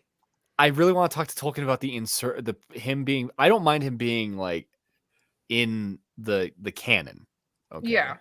But it really throws a hitch into the story of the Lord of the Ring, the Fellowship of the Ring specifically. You Yeah. get some internal whiplash when you meet him. Yeah, it's like, whoa, wait a minute, what's going on What the here? Like, fuck? you got Frodo getting swallowed by a tree, and now we got this crazy like dude living in the forest with his angelic wife, who's It's like, like smoking hot. yeah, But He's I got into loved the it. magic mushroom. Yeah, they're getting hot. we have no idea where this dude came from. He's just kind of always been. It's- As soon as I Yeah. read Tom Bombadil, I wanted to know more. Like Yeah, that's yeah. about Yeah, Tolkien. me Anything- too. I was like, what is this You know. story? Where did this guy come from? the original, the old school forum theories was that he was the physical incarnation of Eru Iluvatar, which got proven false. Mm. Um, Tolkien specifically said he Yeah. would never identify who Tom and Tom and Goldberry actually are. Okay. Yeah. So the best explanation I've ever heard of Tom Bombadil is, imagine you're peeing at a urinal, oh geez. and Eru Iluvatar is peeing at the urinal, and he's finished peeing, and he's made the entire world, and Tom Bombadil is the last drip that kind of got stuck. Oh, that's awful. And that's why Tom. Where do you fear these things? And that's why Tom Bombadil has all the powers of creation of Eru Iluvatar, but doesn't seem to be anchored in any way to the rest of the world. Well, he is anchored in I'm a gonna way. mute him. Yeah, he is anchored. Yeah. In a way, but Tolkien says clearly Tom and Goldberry are there He's to be a not of this reminder of world. something that cannot be corrupted, of what was past and was lost, and that there is an eternal is out there. You know, but he's a mystery, you know, on purpose. And To a so certain degree, correct me if I'm Well- wrong, didn't Tolkien himself kind of say he wasn't even entirely sure? It just happened. No, I believe he said I think you're right. He said that he didn't want. He said he was never going to reveal who they were. I think he had it in the Yeah. back of his mind who he It's wanted them to somewhere- be. it's somewhere in letters. Like he said Yeah. he said they can be identified from the material he presented, but he's never going to confirm it. If I remember the phrasing, it's close to Yeah. it. And that's why You know- everyone has the theories. You know what Yeah. I mean? He leaves it as kind of like a almost like a treasure hunt type deal. Like, yeah, find the Bombadil, find out who he really is, like a mystery type deal. Yeah. No, oh man, because we were talking about the terrible abomination, that is Rop earlier. Oh yeah. Okay, did you guys see this like alleged casting of Anator? Yeah, boy. Although Okay, I- is it Anatar or is it Sauron? Because are they even allowed to say Anatar? Do Well, they have that's the the right to thing. Anatar? No, Yeah. there was when the whole thing with the rights went down, there were like 3 lawsuits settled and everything, and Embracer got control of them. Mhm. There was I don't know the specifics of the change, but there was a change to what Amazon had to where they still couldn't directly use stuff from Lord of the Rings, or like before they only had the appendices and could not make anything that would conflict with the other stuff, even though they did. Now they still can't use that stuff directly, but they're kind of allowed to reference it as past events or whatever. You know what I mean? Like Yeah. They can always just rename him to Santa Claus, right? Well, it's Oh, like dear. it's like putting the name Galadriel on Morfydd Clark, but it's not really Galadriel. They can use the name, they can't use like the actual character depiction, or they choose Oh. not to. But that's another pet peeve. Like when you're casting these characters, right? Let's say I'm woke, right? And I'm still woke, and we're gonna cast a woke Rings of Prime or whatever. I want to look at Galadriel and say, wait a minute, I'm not gonna cast a midget to play someone who's supposed to be like 6'5". Yeah, she's Right? 5'2". Like, Yeah, and you know, here's the No, thing. Here's the thing about that. You could you can't cast her. discriminate on height. You can cast her, but damn it, do some like film trickery to where she like they did with Kate Blanchett, where she appears taller than she actually is. well, You can it's like do how they that. got Tom Cruise played Reacher in those two That's movies. a practical effect, you and know? they don't know how to do that anymore. Yeah. So it's They also could CGI. do that in Exactly. like the 1920s, like the forced perspective stuff when people used to make like little movies of like fairies and stuff. I thought you were gonna say when they used to make little people. And I was about to be like, "Whoa, Lady my B." goodness gracious. Hey, I've Uh, seen free. okay. I hear Faye and Matt have actually never read the Legendarium. Everything we knew was a lot. Oh my Yeah, goodness Ryan, gracious. okay, do you want to okay. fight us? Okay, hey, Senor Nerdpearl, why don't you get on? We'll have a discussion about the lore. Let's test your knowledge there, son. Okay, let's do this. But I'm still waiting for that Return of the King walkthrough on your channel, Nerdtorial. Yeah, come on. I It's know, only 2 years I later. know. Well, we've been making him read what's it called? So Wheel of Time, yeah. yeah, Rule of Time. So yeah. Wait till I get him on the Silmarillion. It's gonna be like just. Oh, I was funny. I was going to show TechMix's video, and I don't really know how. I know how to do it. I'm just not sure it's possible. I don't know with my bandwidth because I've had issues. But I wanted to show you guys this because it was really funny, and I'm going to see if I can share. Share screen. Yeah, because it's just funny. He made this video and it's like just like 3 minutes long. So I never knew Sauron owned the Quickie Mart. Well, I do want to caution. wait. By the way, Okay. before we get there, guys, this is serious now. I did look this up to make sure because and we'll go back to what they messed with when they ruined Doctor Who, so you understand what I'm talking about. Yeah. When they had the guy who played Isaac Newton, that guy was a trap because that guy was half native born English. So they set people up to say, look, this guy's actually English, and you're criticizing him. You know, he looked like his Indian father. Right? So, I'm still on like fine. I am 100% comfortable judging by phenotypes. Like, Numenor hasn't sunk this yet. guy is not even part British in any English in any way. No, he's full on. Yeah, full on.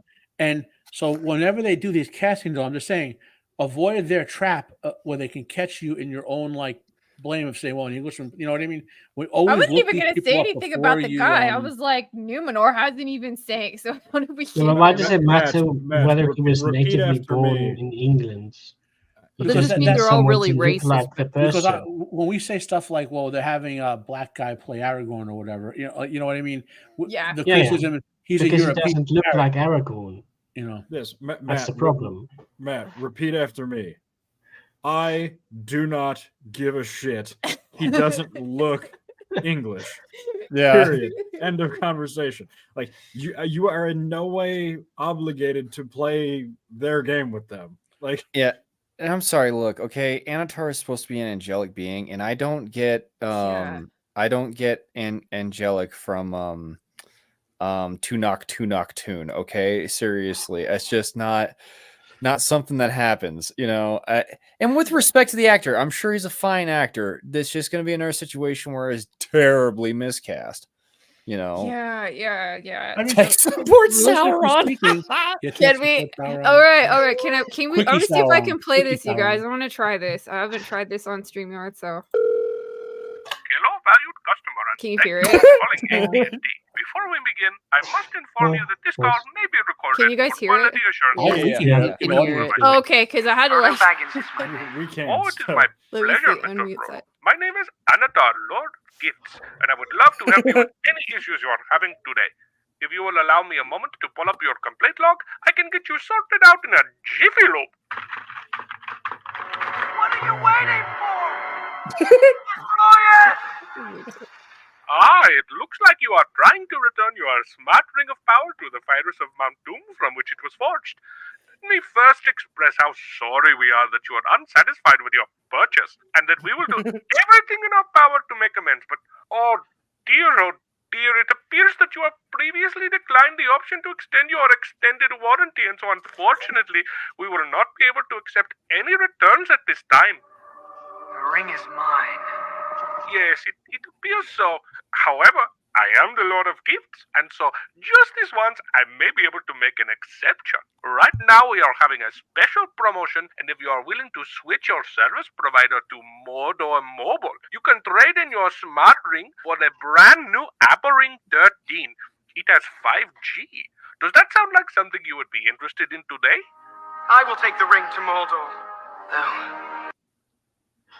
Okay, I don't want to Okay. do the whole video, but I just started watching it. If you guys want to watch it, we can let me copy the thing and watch the rest of it. Go watch it on TechMex's channel and give him a like and a subscribe if you haven't. I was gonna have him here today, but like he's doing a stream at the same time, so unfortunately like oh That hey, happens. okay. Well, if they're really trying to claim that they're not racist deep down, why are they having the devil being played by a darker person? That's pretty racist. That's a problem that they have. They're so No, inclusive they're- that they just go that way. Well, the way I understand it is that he is going to be playing Anatar / Myron, so Sauron before he was corrupted.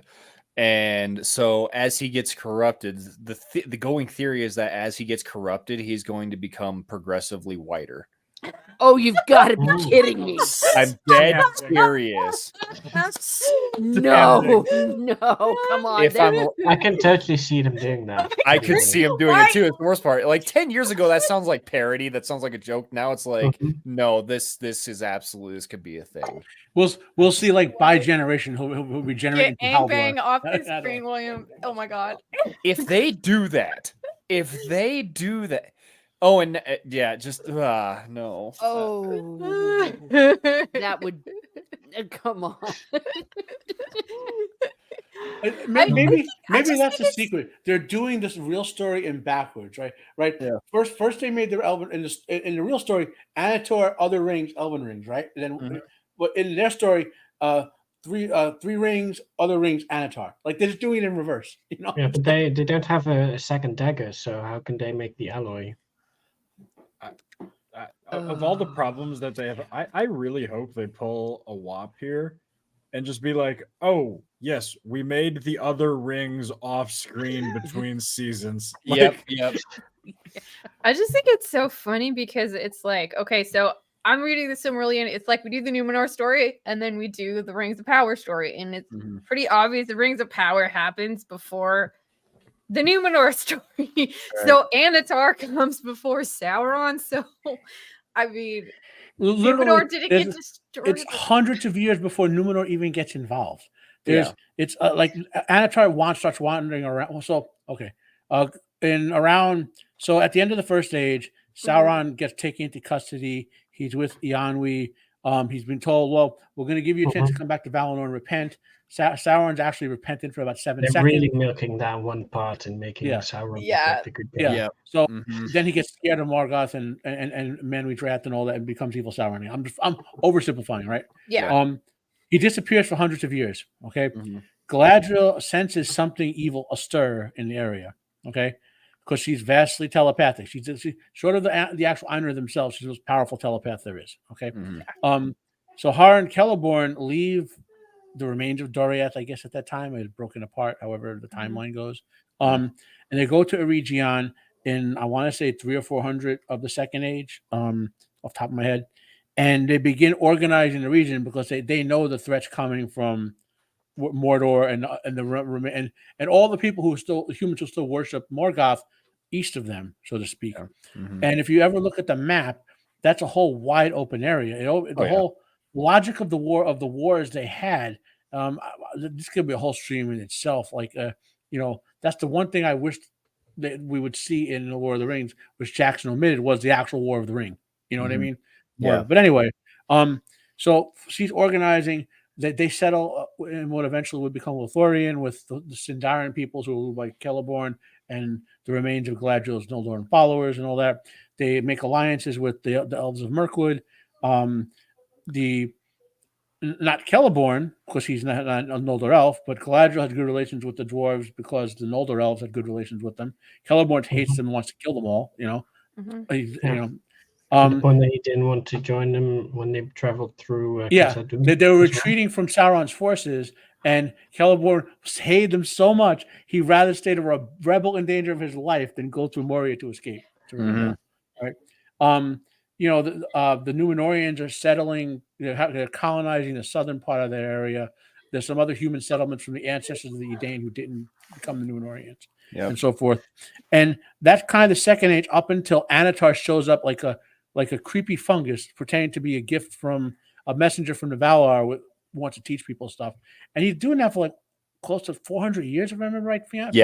Yeah. He's there for a long time. Yeah. I want to say he shows up in like, if I recall correctly, I might have the dates wrong just a little bit, but he shows up in like Second Age 1100, and he doesn't complete the Tower of Barad-dûr or the Ring until like Second Age 1525 or something like that. He's in a Region for so Mordor gets established around 1000 of the Second Age, if I remember correctly.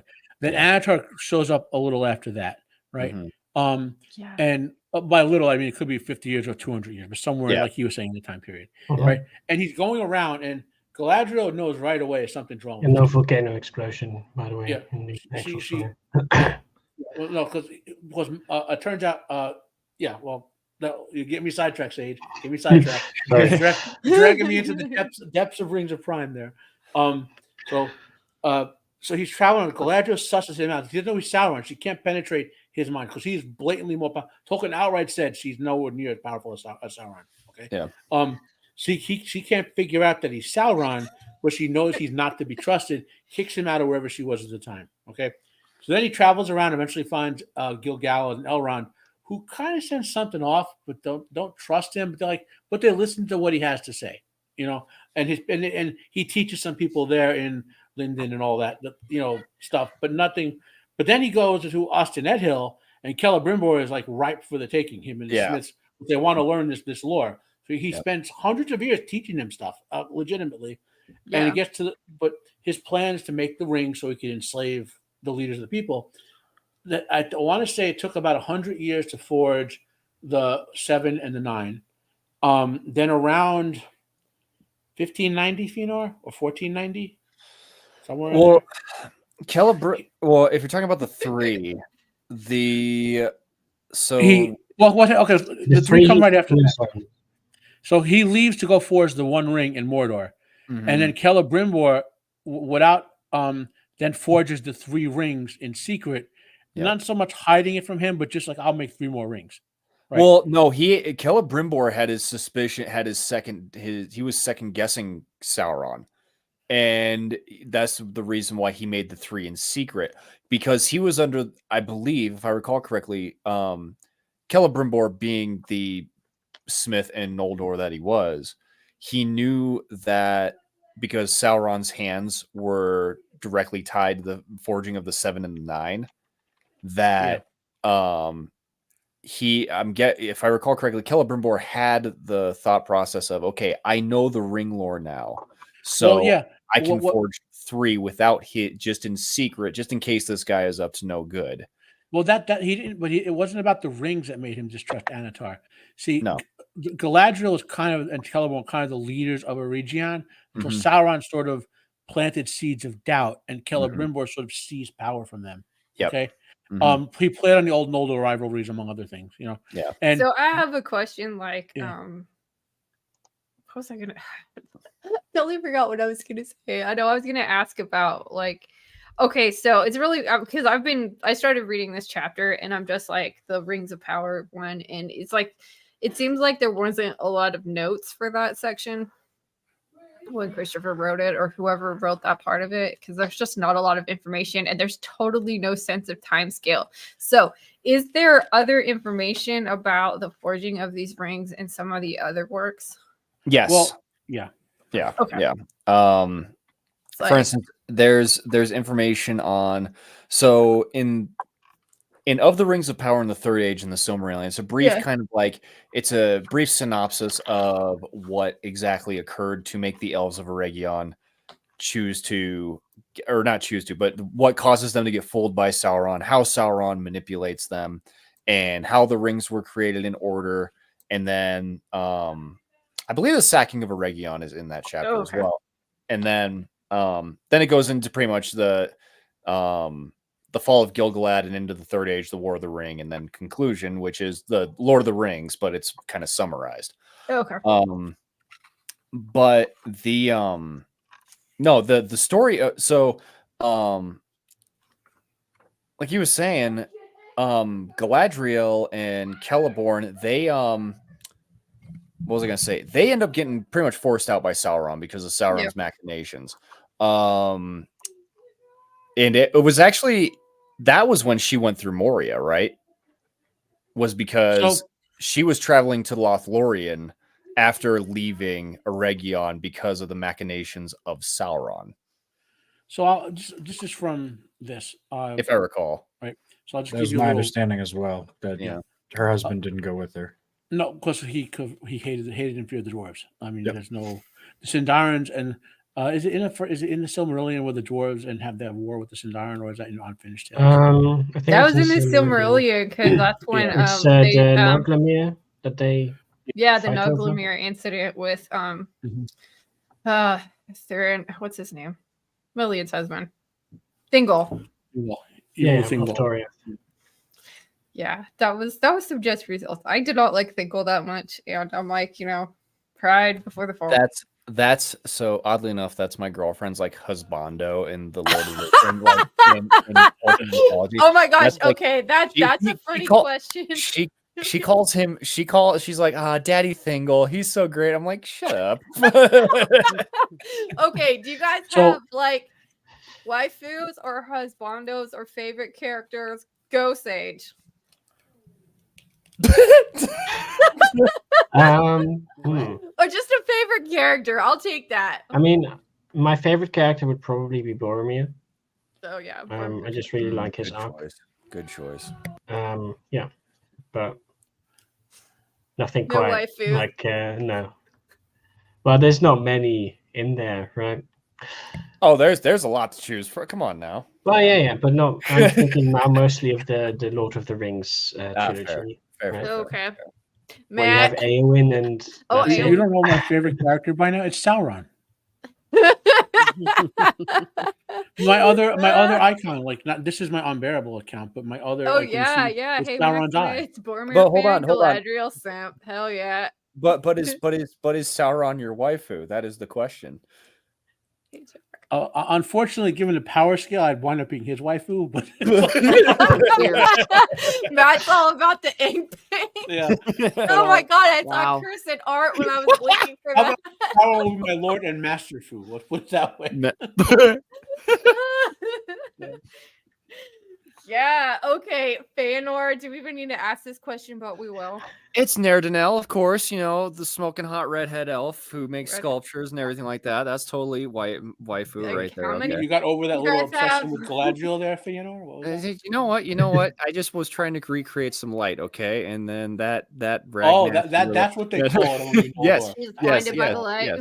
I ain't about that Meglin life, okay? Now. Meglin. Oh my god. In any event, as far as favorite character, me. You ruined everything. Teresa, what's your favorite? Well, I mentioned him earlier, Faramir. Good choice. Perfection from beginning to end, to every fiber of his being and every molecule in his atoms, or atoms in his molecules.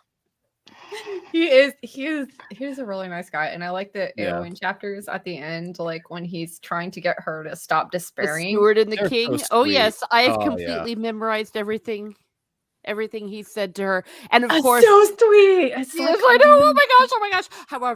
However, this is one area where I was so mad at Peter Jackson Jackson, I burned him in effigy. Right in my Yeah. fireplace. Yeah, I Peter could like. Jackson, never forgive you for what you did to my man. Yeah. Okay. What's yours? My waifu Yeah, do you have a Lord of the Rings waifu? has to be Eowyn. I mean, we're talking, trad wife when it matters, but also has that tomboy background. So she, Yes, tomboy. she You rocks make a it. convincing argument. Yes, I love Eowyn. Eowyn is way hot. Like she Well, could see- be my waifu. There's an Eowyn from the first age. Her name is Haleth of the Oh, Haladin. Haleth. Yeah, Haleth was badass She's too. I badass, like her too. too. I love her. The fan artwork of her is freaking I glorious. need to look that up. I've gotten some of the really like crazy like fan arts looking for intros and stuff, which is how I found out about Aang Bang, Here, which is I- like oh, if no, you guys no, we don't do know not what speak of that that. is. That's like Morgoth and Sauron shippers, like, and it's gross because they're like, oh my god, how They're all- different. They're all Rings of Power fans. They're all vile human Tumblr. beings. No love for them. Disagree. No, Fell strong- beast from Mordor. Disagree strongly. They're subhuman. Fell beast. But You're Fell being beast. too nice. Right.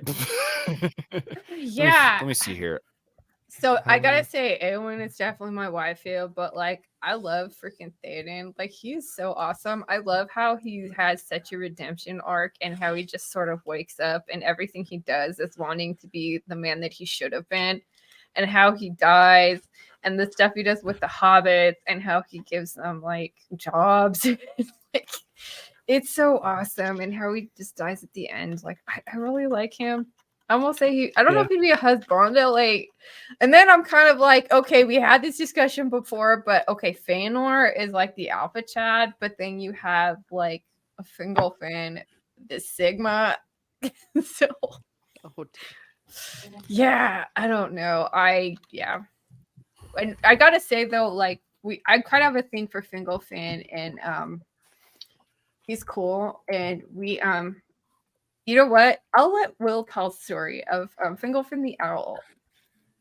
So I work at a warehouse, or I design warehouses and supervise construction of them, and we have a big ass great horned owl. I'm talking. It's like 3.5 feet. feet, and the way we figured out how tall he is, that's because he has the architectural drawing, so we can compare him with the space. Yeah, and yeah. We have a little robot that runs around the warehouse, and it's roughly rabbit sized, but made of like cold steel. So it's 100-pound robot, and we watched on video this owl swoop down and try and pick up this thing because they thought it was like a prey animal of some kind, and when he couldn't because it weighed 100 pounds.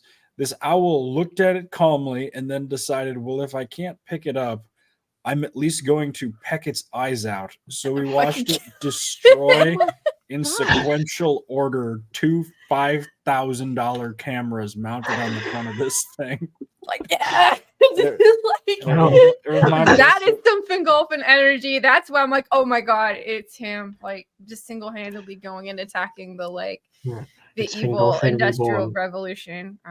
Yeah. Yes. So, Lady B, real quick on the Discord, I sent you an image. It's from my favorite Tolkien artist of Haleth of the Haladin. Oh, And okay. it's superb. Oh, okay. Let's see. I don't know if you'll be able to pull it up. Oh, okay. That is really cool. I'm gonna see if I can copy link because you have to do this in a way. Mhm. Paste. Oh, okay. Wow, that is freaking awesome. Okay. Somebody watched a lot of Princess Mononoke before Yeah. they do that.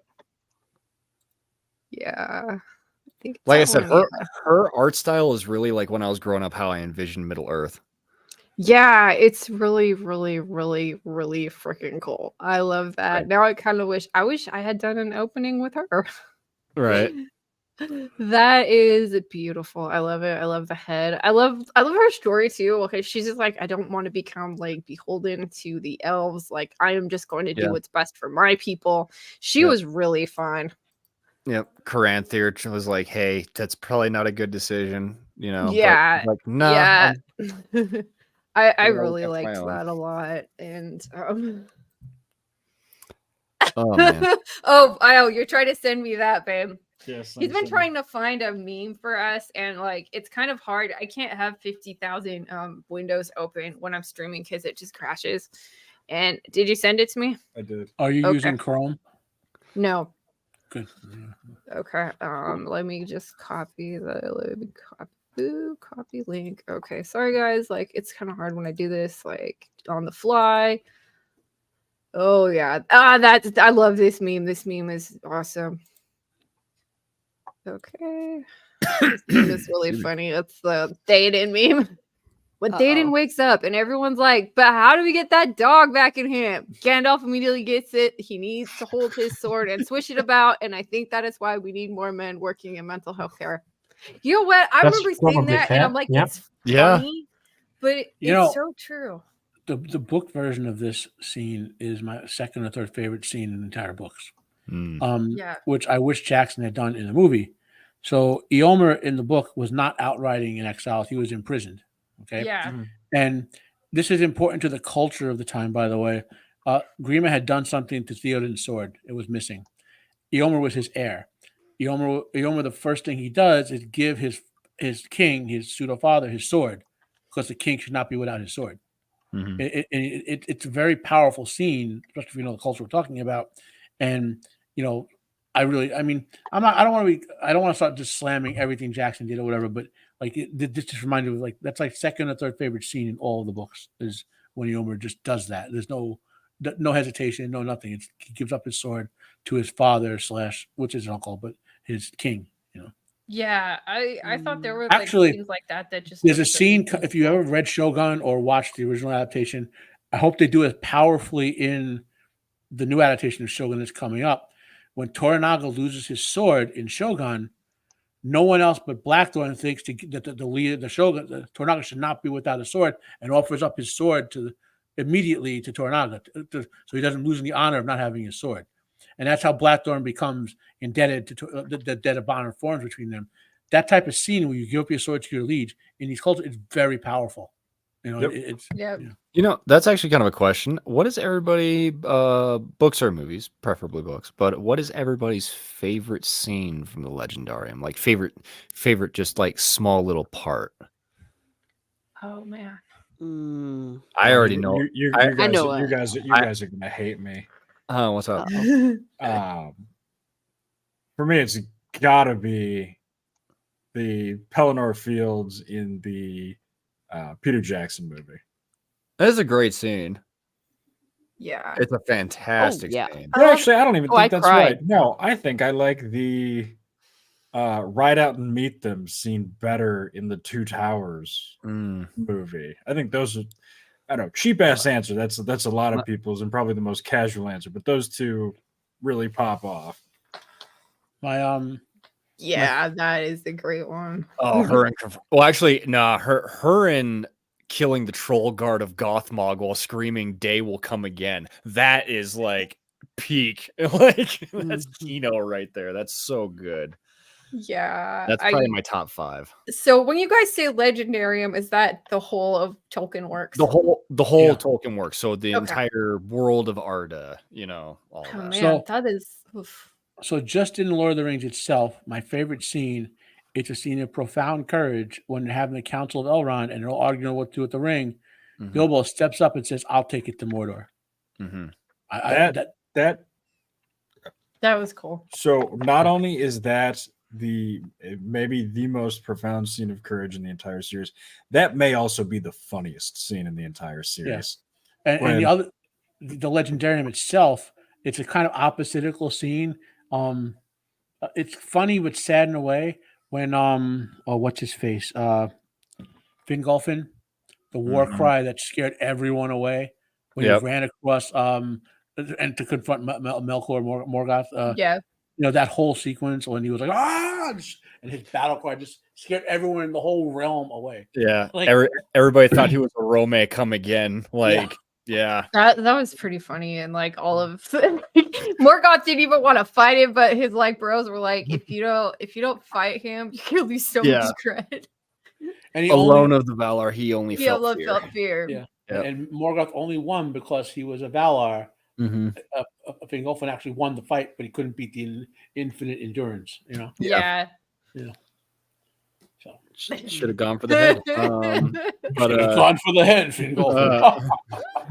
Oh, I don't know, Couldn't be Zach. problem. When Hey, she they're killed trolling. the troll. Yeah, I know. Zach's okay. Listen. We don't. No, I tolerate think the volcano does. Wait, is that a euphemism for when Galadriel got nailed by Haldor? It's like, the bow, like it's so Yeah. funny.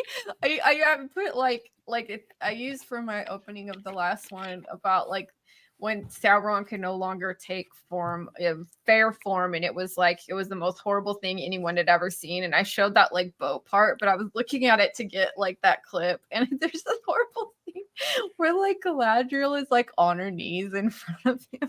He's just like ah. But man, what is my favorite? Somebody else go with that. Like, I have like 6, but if I had to pick Boats. one, oh man, oh no. oh my god, the prison Galadriel's wallet. prison wallet. Oh my god. Okay, so Oath of Feanor is probably gonna be the top. Yeah, Of course. That's Um, Outstanding. Outstanding. that's Actually, not the oath, but when it's when the Herald of Manwë comes and addresses Feanor, and Feanor gets like he gives so great of a speech that even the Herald of Manwë like bows to him, like, oh crap, this dude's serious. yeah, I ain't cooking around. Yeah, what he essentially says is, I might lose to Morgoth, but at least I'm not gonna sit here and do nothing. Yeah, Pretty much, to paraphrase. And then probably my second favorite would have to be Turin when he returns to Dor-lómin and kills Broda the Easterling. That's like oh it's like yeah, 1A and 1B. when they're eating and What a stuff at the hall. Yeah. And And mix him up. That is It- such a dark and tragic story, Turin. It's like, Yeah. wow. but Turin, his man. his scene after Broda insults his mother and the lines of dialogue that he gives where he calls Broda a slave of slaves before he breaks his neck. This is like, oh shit, this is some hardcore stuff right here. Damn. Absolutely. And you're feeling it. Like you can this is why Tolkien is the greatest fantasy author of all time. You can feel what his characters are feeling. I know, when Turing, that elf dude, like rescues him, right? Mhm. And he's like tripping out because he has like PTSD thing, and he accidentally kills him. Yeah. Like, ow! Beleg Strongbow. Right in the field. Yeah, Beleg Strongbow. You know, Beleg and Samwise Gamgee are the two Ugh. best mates that anybody could ever ask for. Oh Like, my God, yeah. period. there's another I think scene. that's so interesting because when you study English literature, one of the they always start you off with like, okay, these are the POVs of writing, and third person, third person limited is sort of what you want to go for, or first person is what you want to go for describing intense emotions in your characters. And the fact that Tolkien manages to demonstrate such profound emotional depth, writing sort of that third person omniscient is That's intense, wild. especially in the like kind of like epic tradition that he writes in, like the language he uses. It's like he doesn't say a lot, but man, like that shit hits hard. Mhm. Okay. Teresa, Sorry, go do you ahead. have one?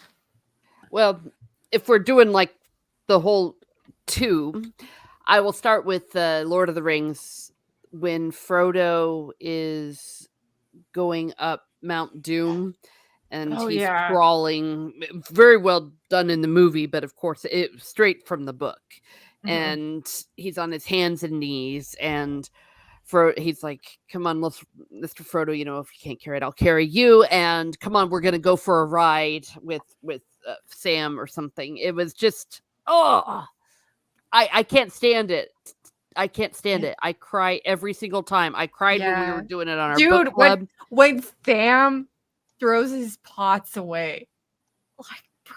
Oh, Sam, don't even get me started on. Oh gosh, but yes, but No, that dude. just that is the climax for me of the whole thing. Yeah. It's a great moment. It's a great moment for Frodo, but also the fact that he's just so desperate to get up to Mount Doom that he gave every last ounce of what he had, and then Sam was like, "Okay, then I'll carry you. I'll carry you." Yeah, Yeah, I love that part.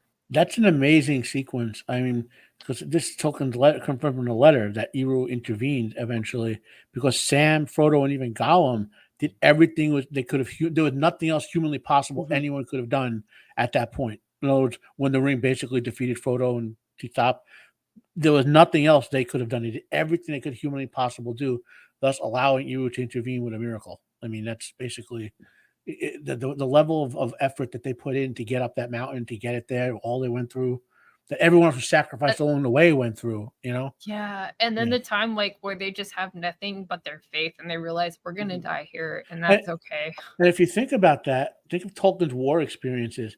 I mean, I don't know how much you guys study these wars, but Tolkien was involved in this battle. I don't remember the name of it right now. The Battle of the Battle of the Somme. Yeah, it was the first battle where artillery was used in a modern way, and there were like impact craters full of bodies, like massive, just full, and the body would just back in, and like to do everything humanly possible as a soldier just to survive and defeat the enemy and whatever.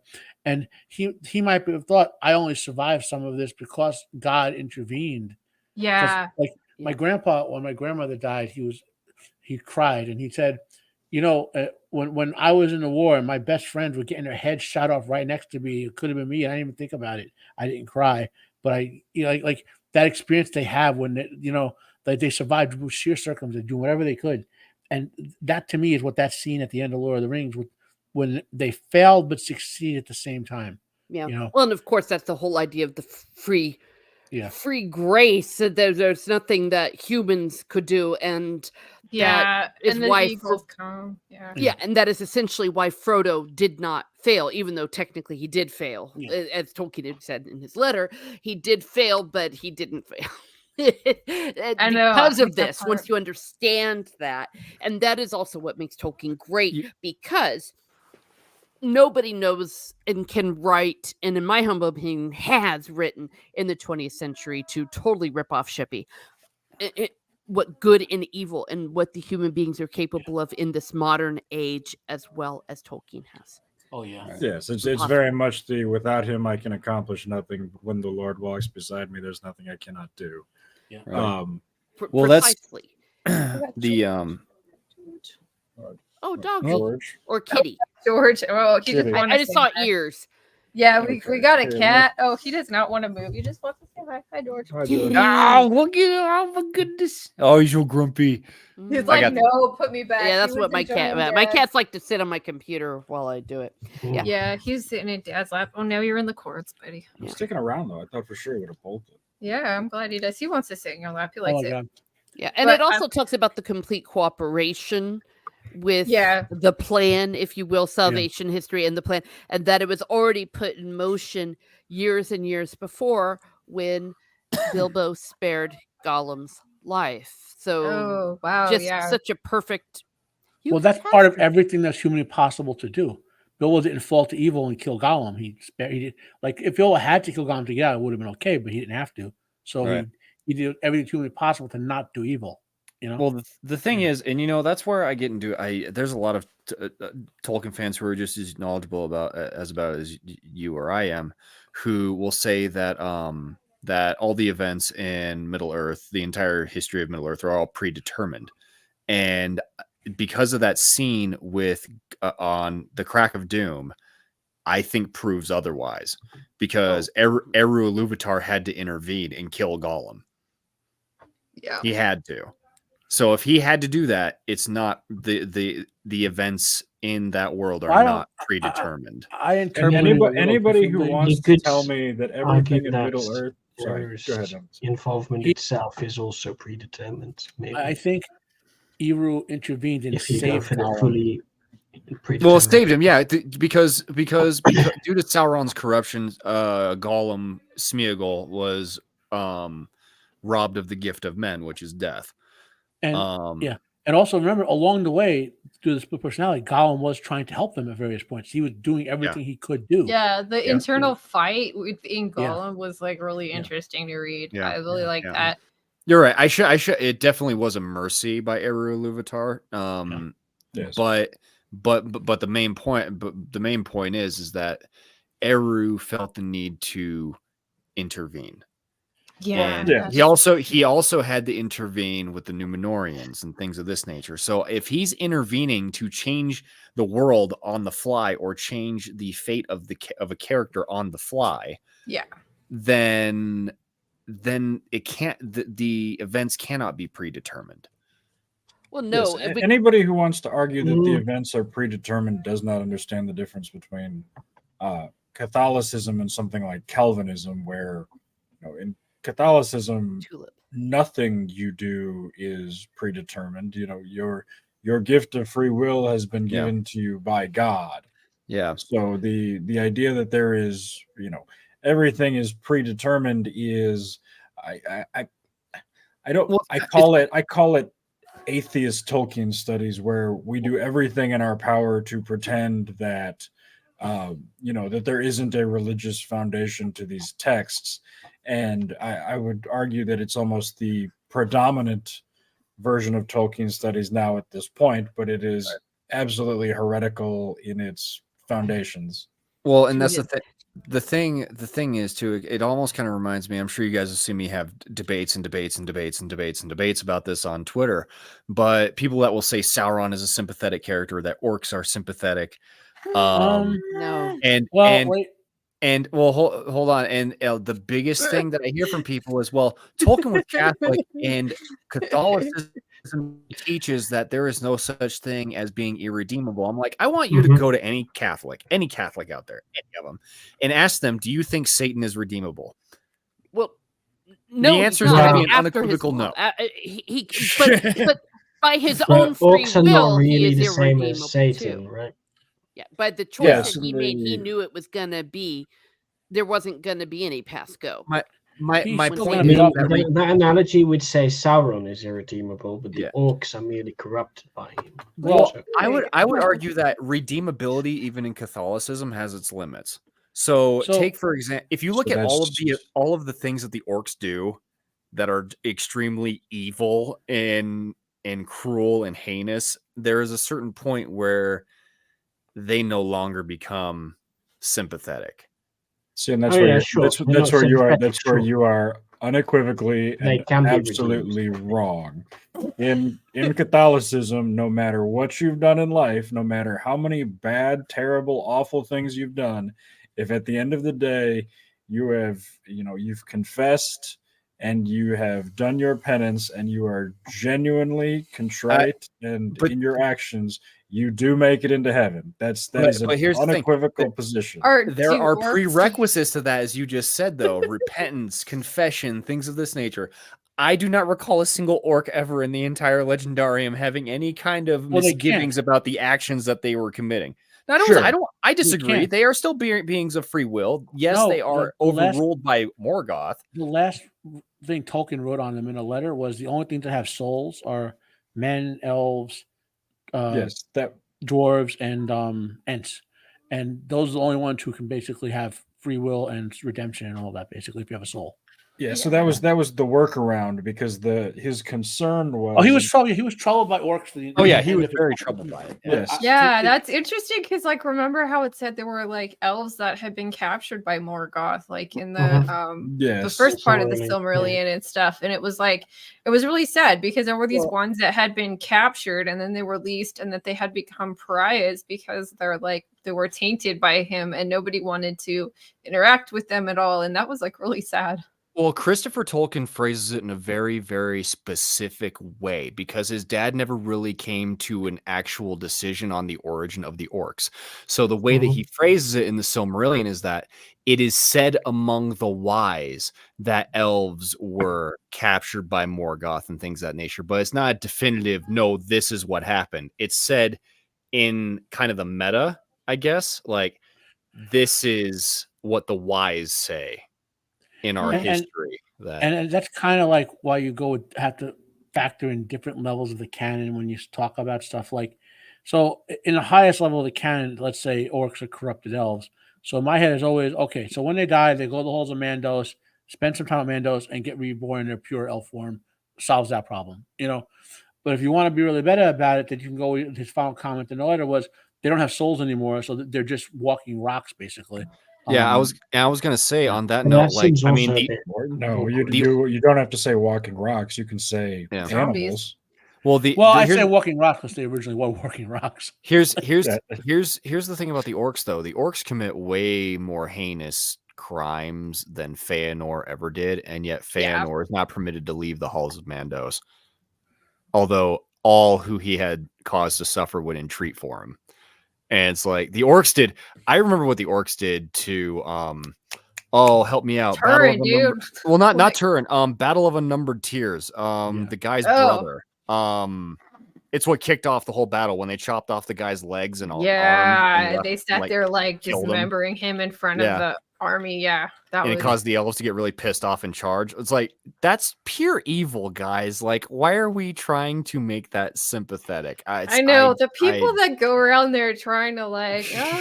But that's the thing. I could save him. Shut up! You can't. Prime don't understand the way Tolkien wrote it, and even the nuance. You go with the sort of they're just walking. But regardless, I also think you need to make a separation between redeemable and sympathetic. That's a fair assessment. I agree with that. Yeah. I still maybe it's for me personally as a reader more so than Tolkien. Definitely, I do not see the orcs or Sauron or Morgoth as redeemable, just because at a certain point, especially to go to the other point that was made that if you confess and you show it's kind of like the offer that Eonwë gives to Sauron after the War of Wrath. If you come and you do your penance, you'll be okay. Sauron doesn't do that. He opts to stay in Middle Earth and goes back into enjoying being evil. It's just that kind of that's the reason why I can't consider them redeemable. Because I mean, how many times? But it's by their own choice that they are so. Yes, you have to make the distinction between redeemable from a character perspective, as in they've done nothing to earn redemption, versus redeemable from a theoretical academic perspective of if one got turned around and figured out that what he was doing was bad, would he be allowed in? And I think we're now discussing things that are, there's no such example in the canon, so we're now just discussing, our own theoretical belief systems.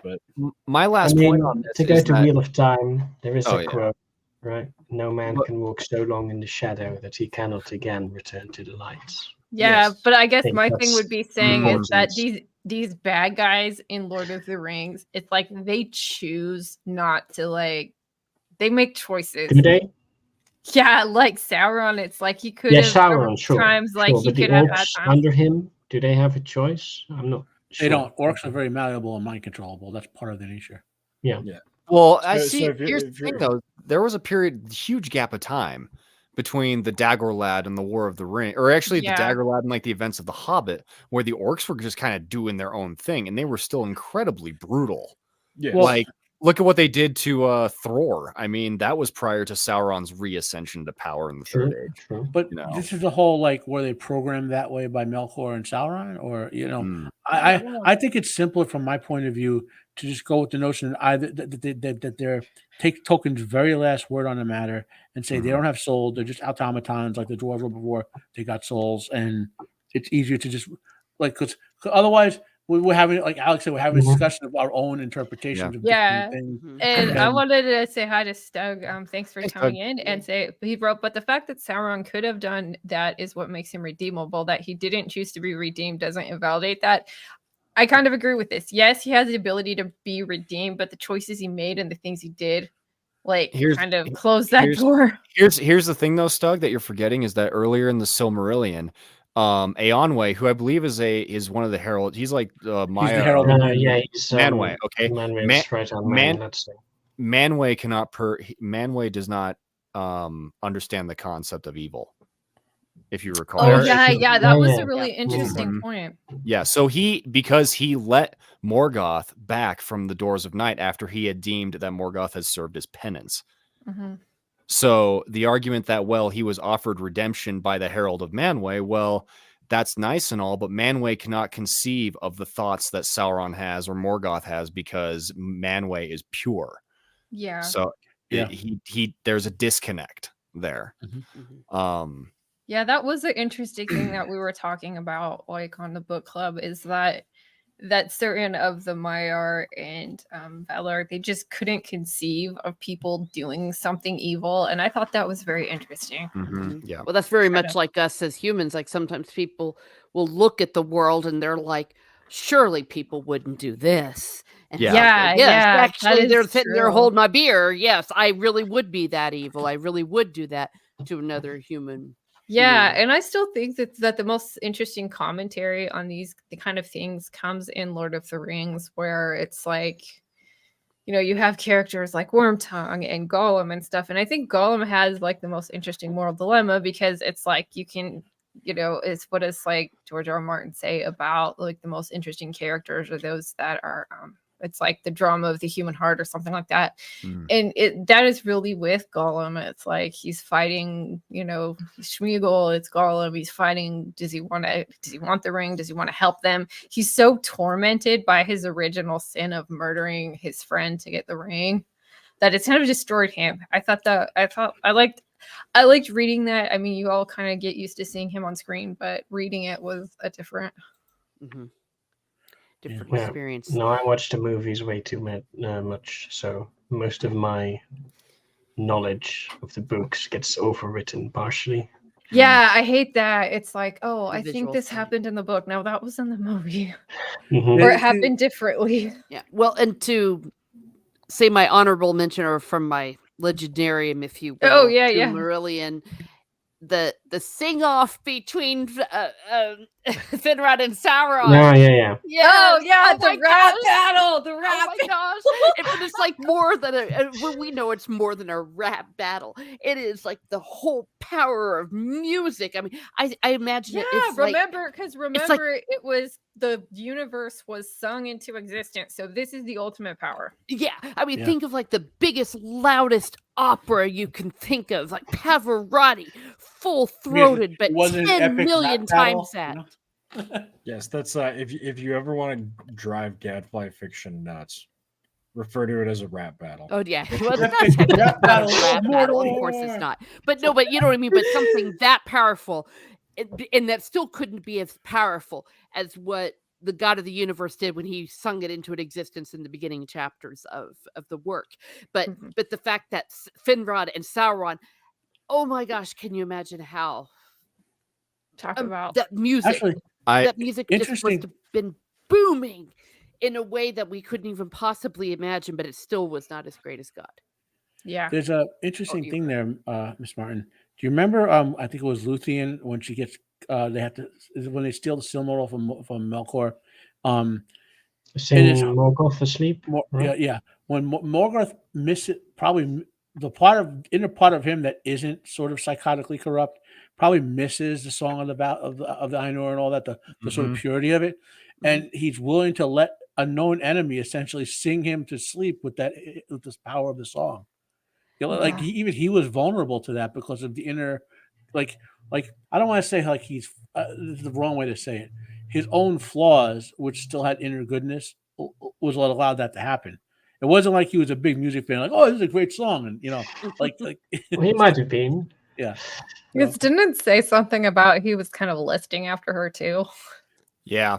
He was simping hard. Yeah, he had evil thoughts that came into his dark thoughts Yeah. entered his mind. That's how Tolkien described it. Very subtle way. Very PG-13. Yes. Yeah. No, what was I gonna say? I'm just trying to think of that's what I was gonna bring up. So, not to come crashing back down to present day, but I was I was looking at all of the events that are listed that are supposed to take place in the second season of Rings of Abomination. And you know how the last season was really slow paced and just nauseating? I think we're going to have the complete opposite in the second season, because I think they're going to move at a breakneck pace, because everything they've announced so far, you have the forging of the 7 and the 9. You have a 2-part battle in Eregion. You have Galadriel getting captured, like in Methdolf going and traveling in the Far East. You have all of this in, I believe it's going to be another 8-episode season. Yeah, I mean 8. I don't think they will change, right? They have 8 episodes, 5 seasons of 8 episodes. 5 seasons of 8. Yeah, so you have to crunch all of that into 8 episodes. The show is going to be moving at a unbelievably stupid fast pace. I think it's going to be like just whiplash, tone, like pacing wise. And of course, the writing is going to be atrocious. We already know that. I can't wait for more retarded lines. So counterpoint to that. I guess I'm going to use my 3 evidentiary examples being Rings of Power Season 1, Wheel of Time Season 1, and Wheel of Time Season 2. Okay. Considering all of the content that needed to be jammed into those seasons, how did all 3 of those seasons drag? Like, I mean, Wheel of Time Season 2 was supposed to be combining The Great Hunt and The Dragon Reborn. Because they had no actual content from Wheel of Time in the show. Well, so they didn't really add in much of The Dragon Reborn. Yeah, so I mean, my counterpoint to that is, what makes you think? But covering any what of they those did events? in the most, let's say, a generous way you can look at it, it was just The Great Hunt. At its most generous. So I guess at its most generous, yeah. Yeah, so I guess Feanor, the thing that I would caution you on is, you have this list of all the things that you think they need to do. They said they're going to do, but we had a very similar list of things. We were going through our books, The Great Hunt and The Dragon Reborn, going, okay, well, they definitely need to have this, and this. We came up with like 15 things that we thought, like, man, they really need to knock these moments. Oh, no, they did the Aiel. That's right. That's right. They got the Aiel from The Dragon Reborn. The wrong Aiel and the wrong location at the wrong time in the wrong city. Yes. Exactly. But say they had red hair. They had red hair. But say that. But they all have red hair. Yeah. So I mean, so what I'm going to tell you is, you may have this list of 20 things that you think they need to knock out. I would caution you that I would not be shocked if they hit 4 of them and then fill the rest of it with nonsensical fan fiction garbage, because that's what they have done every other season of fantasy. Forging of those rings they all need to do, they just do that. Yeah, I mean, we got like Feminem and like the Harfoots. Oh yeah, dirty little sociopaths. How are they going to fit those in season 2? That's why I think it's going to be breakneck speed. They're just going to be jamming a whole bunch of stuff in. Boom, boom, no, boom. But that's. I think they will, but not it's how going to they be do boring. things. It's going to be so boring. What they're going to do is they're going to spend a quarter of their runtime just on Gandalf and the little Harfoot monster. Doing some random made up shit off screen somewhere. Very quest. Little Harfoot monster. She is a monster. She's a little demon child. Well, the Harfoot are evil people. They are. They really are. Murderers. They're what was it? I heard like Lenny Henry, like what we didn't see on screen was that Lenny Henry's character would grab one of the dead ones and like drag them leg first. And the whole reason they had this society where like they would let one of them get fat and then cannibalize them, and then like do a song at the end about how they got lost in the snow. Lost in the snow. That's wow. I mean, so Sage and Matt, like, just as an example, if I had asked you guys before season 2 of Wheel of Time what Rand was going to be doing, at no point would anybody, at no point would anybody have answered, well, he's going to be working a minimum wage shit job in an insane asylum, banging the female equivalent of Sauron, and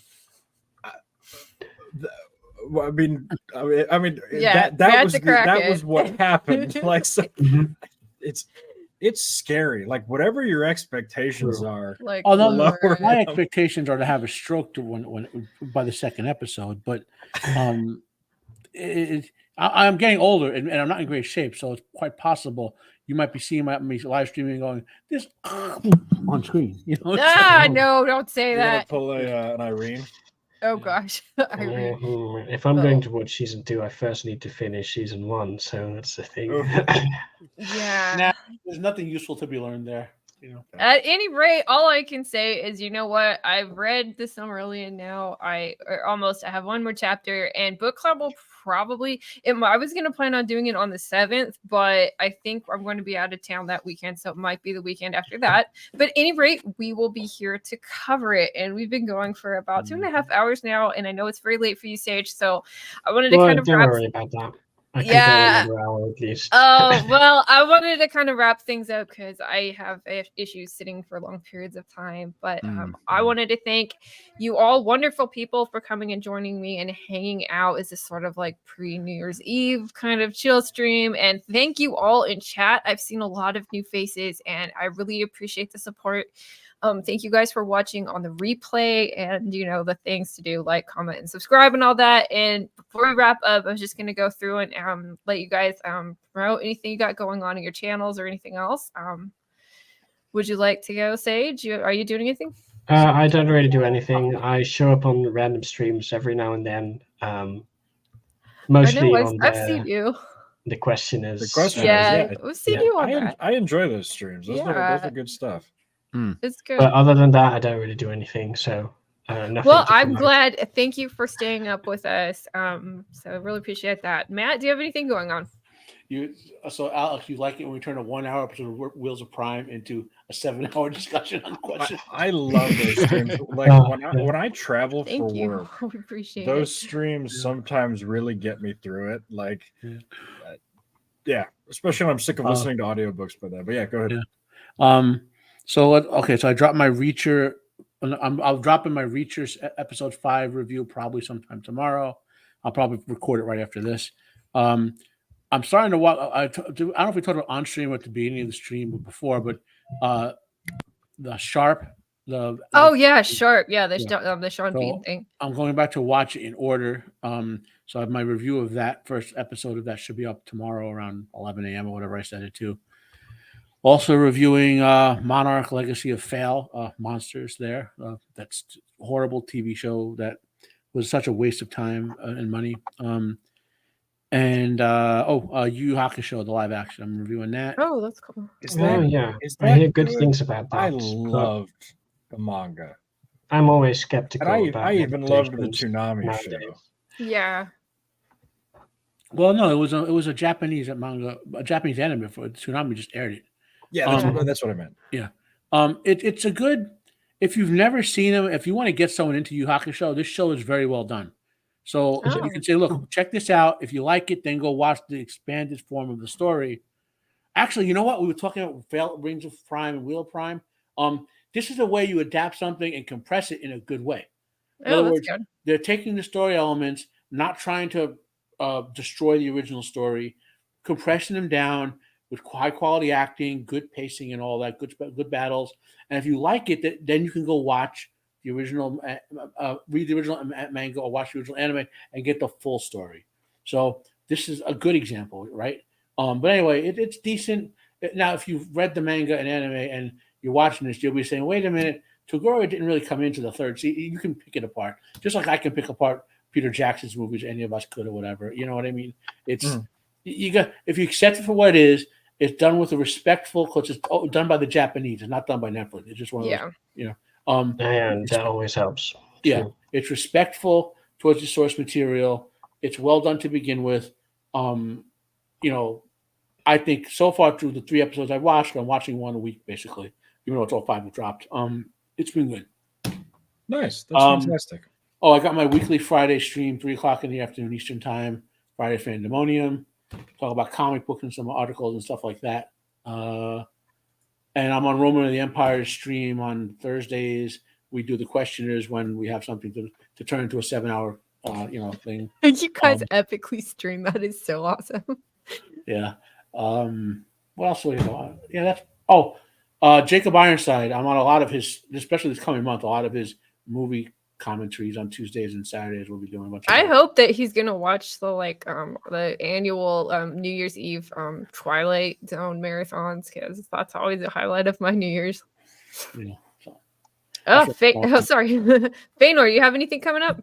I'm just gonna be script writing more for my web series, and then finding other different locations. I'm actually on my my girlfriend's laptop right now because I bricked my computer like an idiot. And so I won't be getting a new PC until the end of next month. Wow. But when I do, I have an artist I'm working with, and I'm going to be starting up a Tolkien VTubing channel.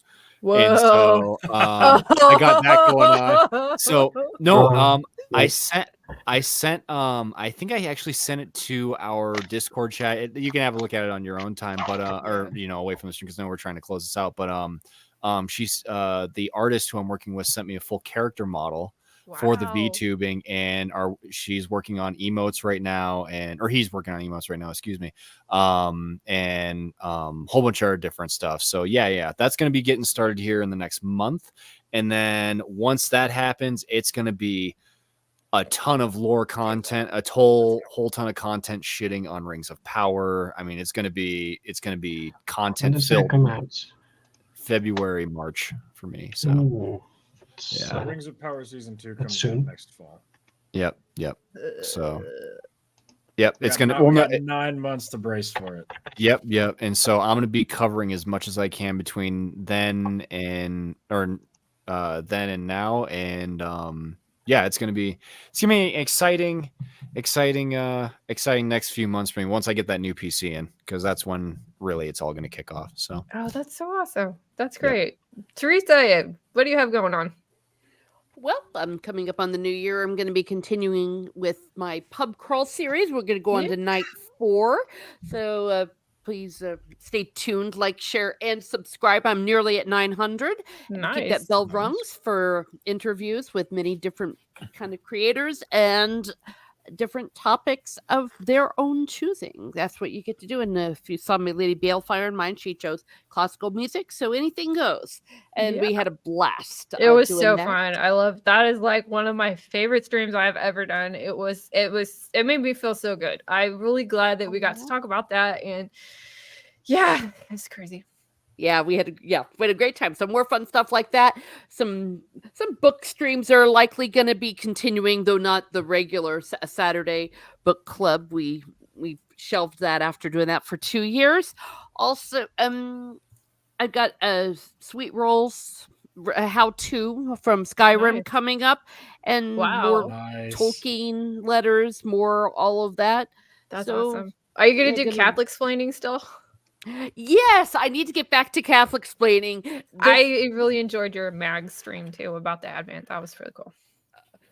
Well, yes. So Catholic explaining, more Catholic explaining in the new year. I've finally got my kitchen all done and all remodeled, so loads of fun. You can also find me around on different other channels, usually on Nina Infinity. We've been talking about Reacher. I don't know if we're doing it tomorrow night because it's New Year's Eve, and many others. So thank you for having me. Wow, that is so awesome. And Alex, what are you guys doing at the White Cloaks?